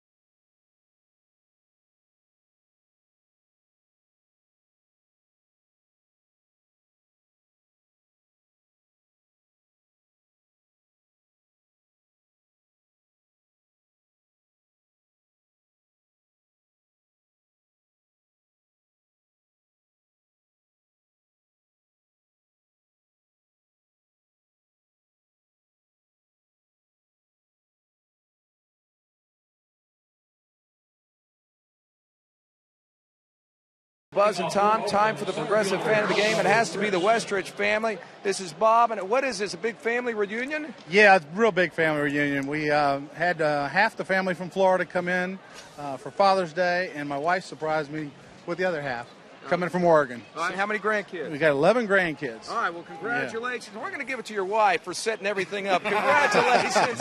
Way to go. Take the bag, and let's go. Anything else you want to say? Oh, yeah, we got to win this game. Go Rangers! All right, Westridge family, thank you very much, Buzz. All right, Noxie. Now Tanner Shepard's going to work now. The Rangers have the lead. First time they have been in front today. A.J. Pierzynski stays in the ballgame. He's behind the plate. Big base hit as a pinch hitter for Pierzynski in that 7th inning. Crisp jackknifes out of the way of an inside breaking ball.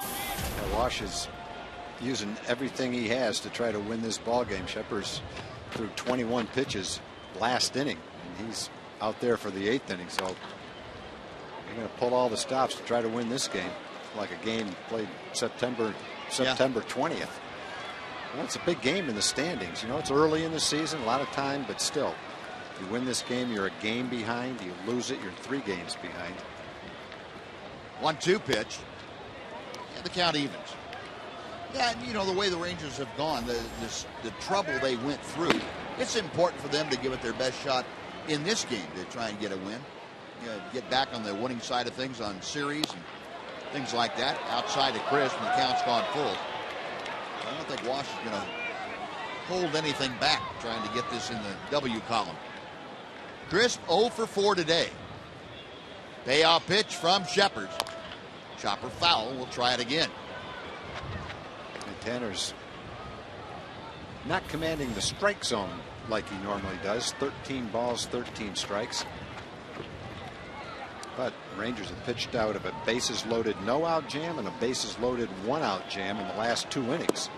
And it's low, ball 4.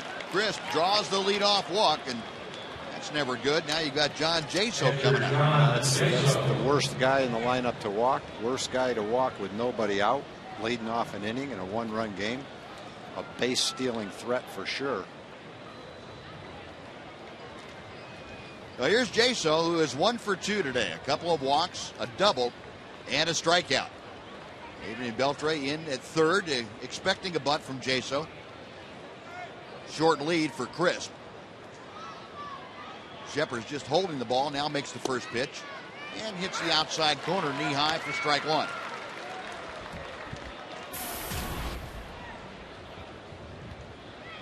Jaso checking with third base coach Mike Gallego.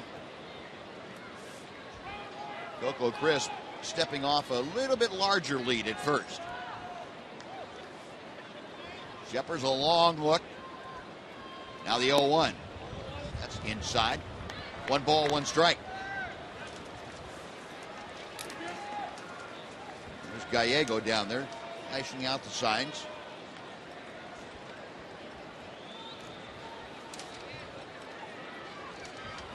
Rangers have not had a whole lot of luck throwing out opposition base runners either. There is strike 2. The Rangers have an extra guy in their bullpen, and they've still been used a lot. Neil Kotz is warming up now. He's been used frequently. Sheppers has thrown 31 pitches now.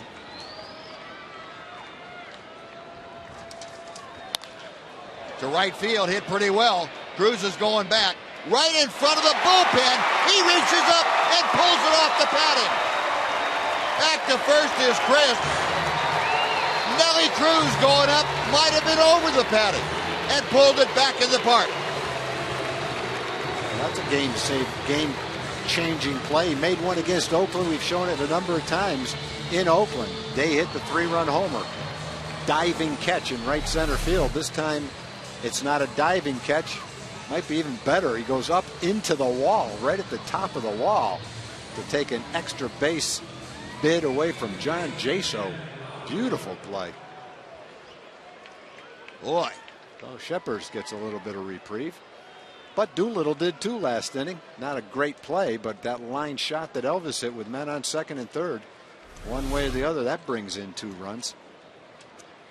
The one huge out. Chris still at first base. And Jed Lowry, who is 3 for 4, steps in. Now, Crisp is 13 out of 15 in stolen bases, so keep that in mind as he's at first base. Lowry waiting the first pitch from Tanner Sheppers. Ground ball to third. Beltre second for 1. The return. They got him. 5-4-3 double play. The A's are gone in the 8th inning as Sheppers gets the 2-ball and Nelly Cruz pulls it off the wall. Bottom of the 8th coming up. Rangers 4, A's 3. Fox Sports Southwest.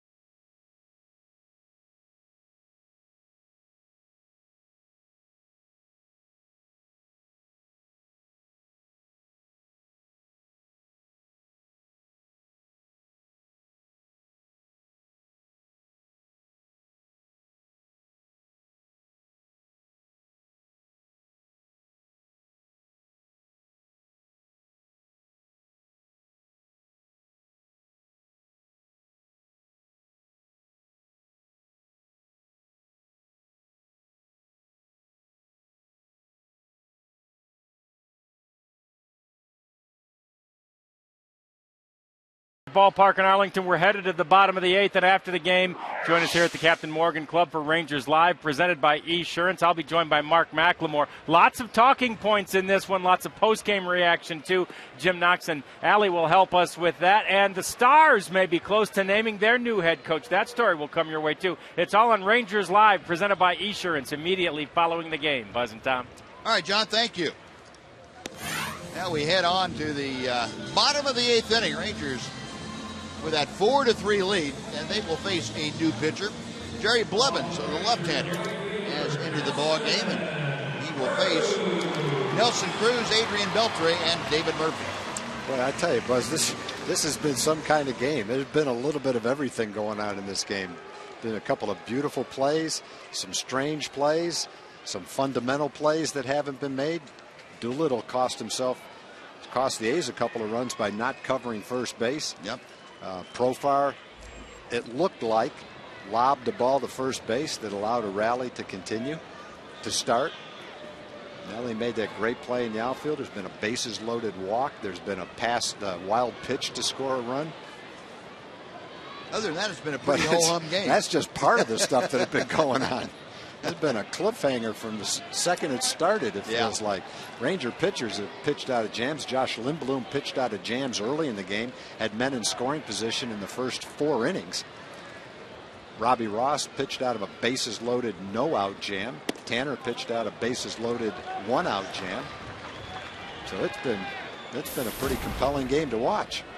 Long game, but man, there's something going on every minute. It has not been dull, that's for sure. Nelly Cruz 0 for 3 today. Starting off, Rangers would love to add some insurance here in the 8th inning. 2-0 pitch from Blevins. Line drive caught by the shortstop Rosales.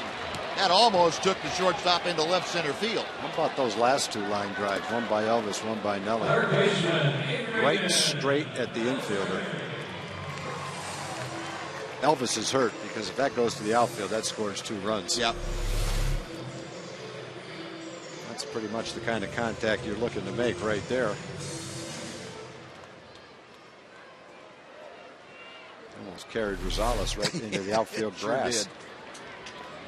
One very hard out, and now Adrian Beltre, who, like Cruz, 0 for 3 this afternoon. Couple of fly balls and a strikeout. Adrian at 3-0-2 as he faces Jerry Blevins in the 8th inning. That ball's hammered deep to left field, but is hooking and goes foul. Boy, the last 3 hitters are airing it out, boy. Let's go back to that line shot that Cruz hit. This has got to be over 100 miles an hour. 109. 109.7. Wow. I think the ball comes off Nelly's bat a little quicker than most of the other guys. I think you're right. It certainly sounds different, too. It passes the eye test. Yeah.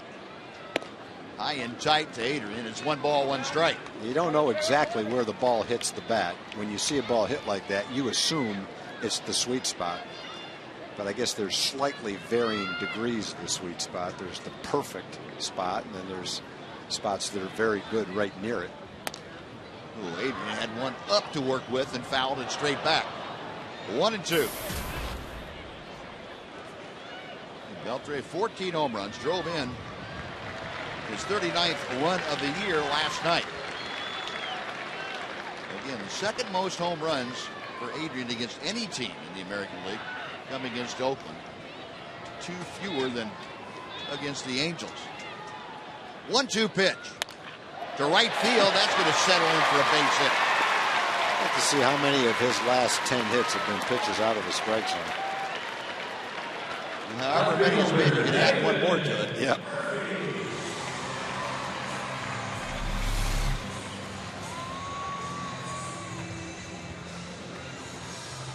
You say, you throw a pitch out there, well, I didn't get it where I wanted to, you don't expect to get a base hit given up off. You think the worst it's going to be is a ball. Yeah.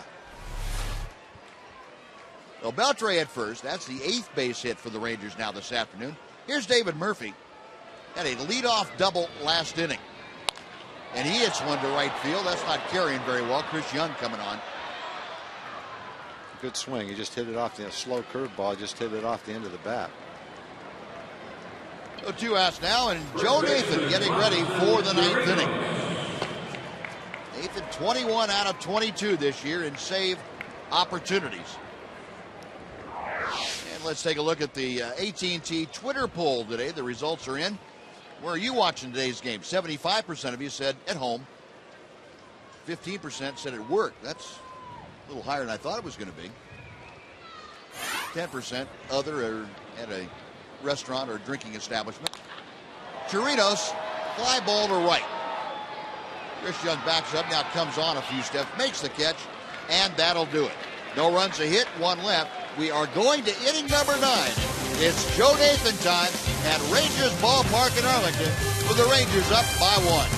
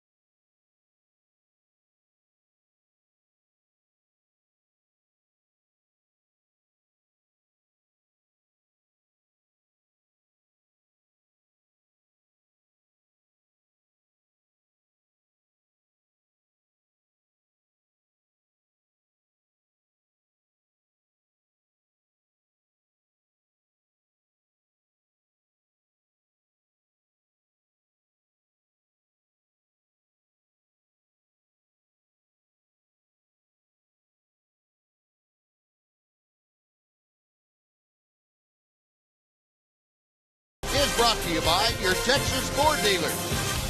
Come join the Red, White, and U celebration. Enjoy great savings on America's best-selling brand. Ford is the best in Texas. By AT&T U-Burst TV. Check availability at 1-800-PIC-ATT. Rethink possible. And by Progressive.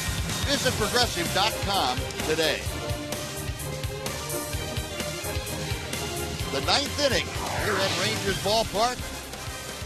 The ageless one, Joe Nathan, is on the hill for his 31st opportunity of the year.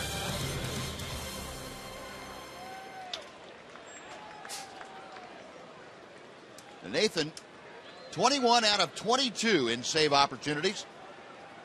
Trying to lock it down here this afternoon against the Oakland A's. He'll face Cespedes, Moss, and Donaldson in the 9th inning. And Craig Gentry now has come in defensively to take over in center field. Well, he's playing about 390 feet away in center field, so it's going to be tough for Cespedes to hit it over his head. Got the tough part of the lineup, though. And Cespedes takes strike one, 85-mile-an-hour slider. The A's DH this afternoon, as he has been the entire series, 0 for 3 with a walk. He has struck out a couple of times and popped out. 1-1. Tanner Scheper's the pitcher of record, working an inning and 2/3, and he was on the mound when the Rangers took the lead with 2 in the bottom of the 7th inning.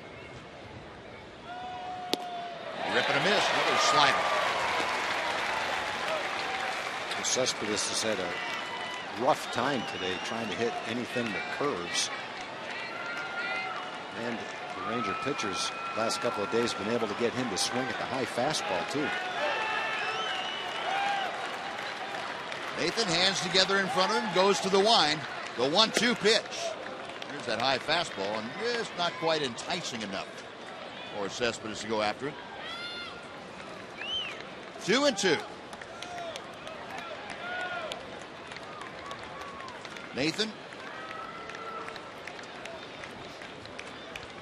trying to rack up save number 22. Fouled off. Joe worked an inning in getting the save on Monday night. Gave up a run after Seth Smith started that inning with a double. Gave up the run on Coco Crisp's sacrifice fly. Did not face any of the 3 that he faces in this inning to start things off. The 2-2 pitch to Cespedes. Got him swinging. One away on the slider. third time he struck out today, and every one of them has been almost the same pitch. A couple from Josh Lindblom, and now from Joe Nathan.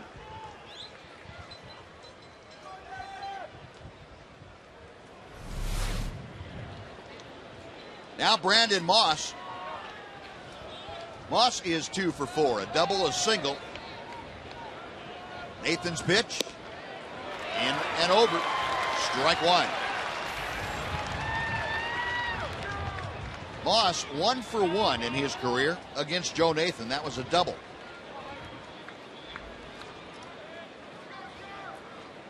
Nathan's next pitch, off-speed delivery, and the big breaker just stayed outside. 1-1 the count.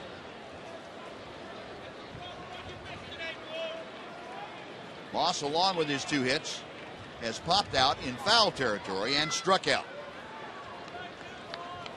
Nathan's 1-1 on the way. 1-2. Pulled it off.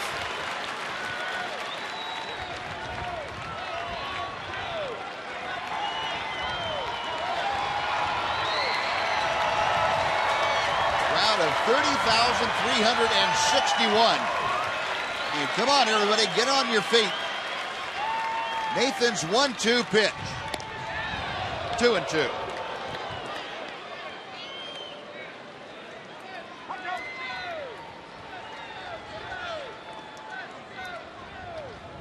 Oh, Nathan, the 38-year-old closer for the Rangers. As wily a veteran as you're going to find on the mound.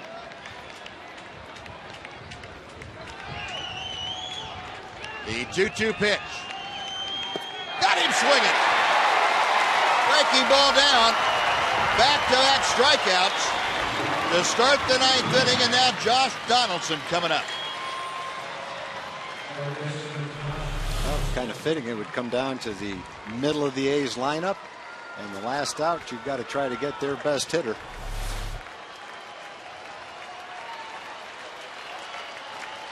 Donaldson, 2 for 4 today.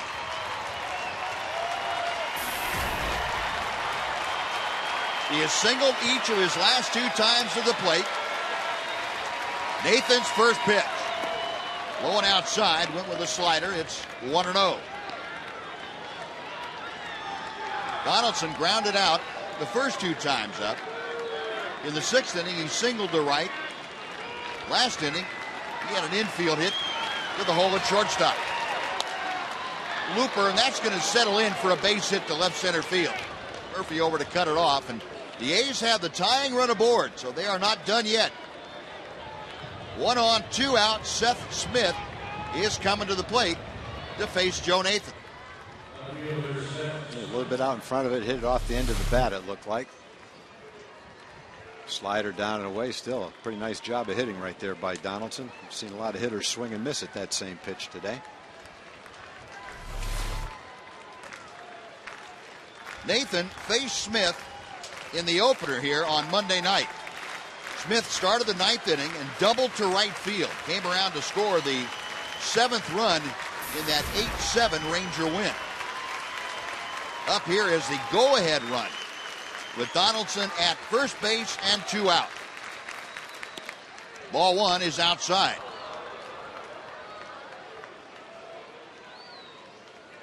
So Smith now 2 for 7 in his career against Joe Nathan. Both of them have been doubles. Infield playing just about straight away. The outfield deep and around to the left.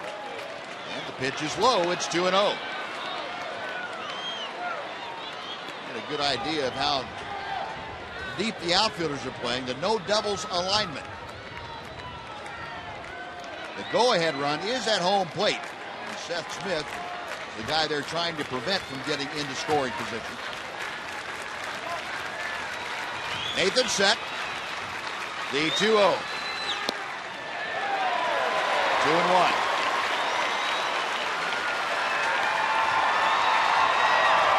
Chuck Morgan, the Rangers director of Impact Entertainment.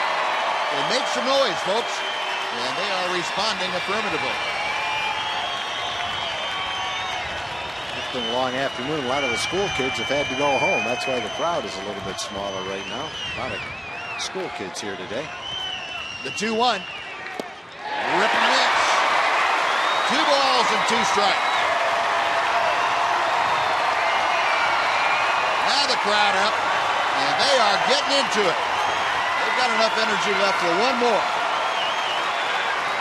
2 balls, 2 strikes, and 2 outs. Ron Washington can hardly bear to watch, but he's been through this war before. Nathan ready. There goes the runner. Donaldson, a chopper, foul down the first base side. We will try it again at 2-2. Good thing that was foul. I would have tied the game up. That was fair and rolls down the right field line. No one could get to it. Nelly is deep in right field.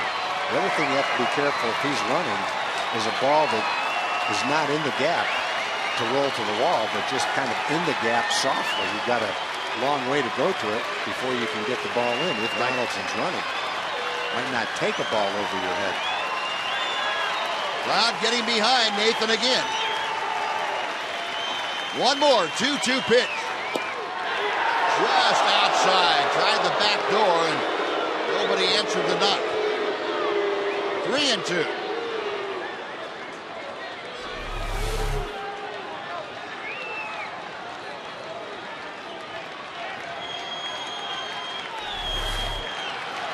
If Smith continues the inning, Chris Young, the right fielder, a right-handed hitter, is next. Donaldson will be off and going with the 3-2 pitch. It's on the way. Center field. Here comes Gentry, still coming. He's going to play it on a hop.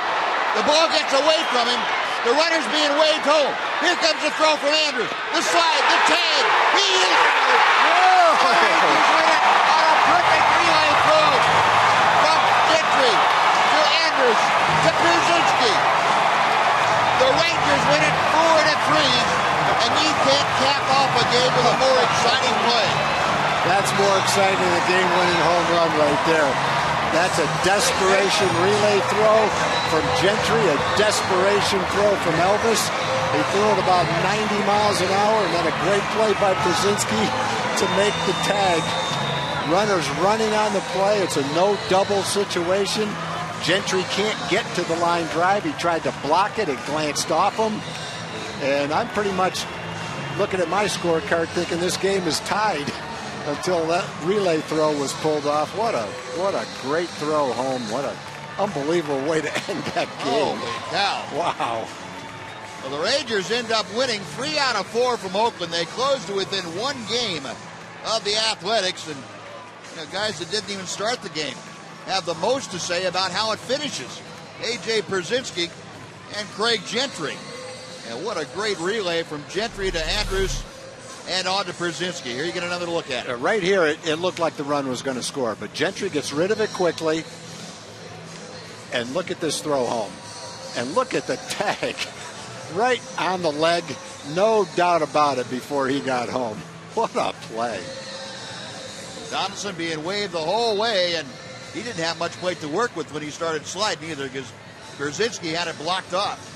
The thing that helped is Gentry is not that deep. He's not against the wall when his relay throw came home. When Elvis got the throw, he was just a little bit in back of second base. He wasn't way out in the outfield, so it's a little bit of a shorter throw. But still, it had to be quick. It had to be perfectly accurate, and A.J. had to slap the tag on him, which he did. And you won't see many games end like that, boy, especially a game that's been played like this for who knows what it is, 4 hours? Almost, with yeah. Up and down, men on base, all the things we've described happening. The out call, and Rangers jumping in the air. Let's jump down to the field where Allie Lucia is standing by. Allie? Thanks, Buzz. Robbie, a great end to that ball game and a great end to the homestand. How does it feel to get the series win? Great. I mean, we all came out here and battled today. I mean, it was a big-time battle. It was just exciting to finish off this way, and Joe came in and finished it up, and the guy swung the bat, so we're excited, and the momentum's going great right now, so hope we can just keep grinding. Take us through that 6th inning. I mean, I just came in, just trying to keep I just literally said I'm going to try to not let anyone score. So I think the biggest thing was just coming in there and trying to work out of, I guess, a jam, but I just really wanted to come in there and do the best I could, keep the ball on the ground, and hopefully we could turn a double play at the plate or whatever, and it ended up going well this time, so just happy about that. You guys leave this series with 3 out of 4 and then face a tough Cardinals and Yankees team. How important was getting this series win, especially knowing you have 2 tough series on the road? For sure. I mean, we're about to go play some tough teams, but we're excited about it. We finished this series up strong, and we worked hard, so I think that if we can keep that momentum, it's going to be fun playing these big teams that are, hot also, so it'll be exciting. Thanks, Robbie. Go celebrate with your teammates. Thanks, Allie. Buzz, back to you. All right, Allie, thank you. Yeah, the Rangers win it 4-3. As exciting a ball game as you will see, and let's take you back through it on our way to our next break.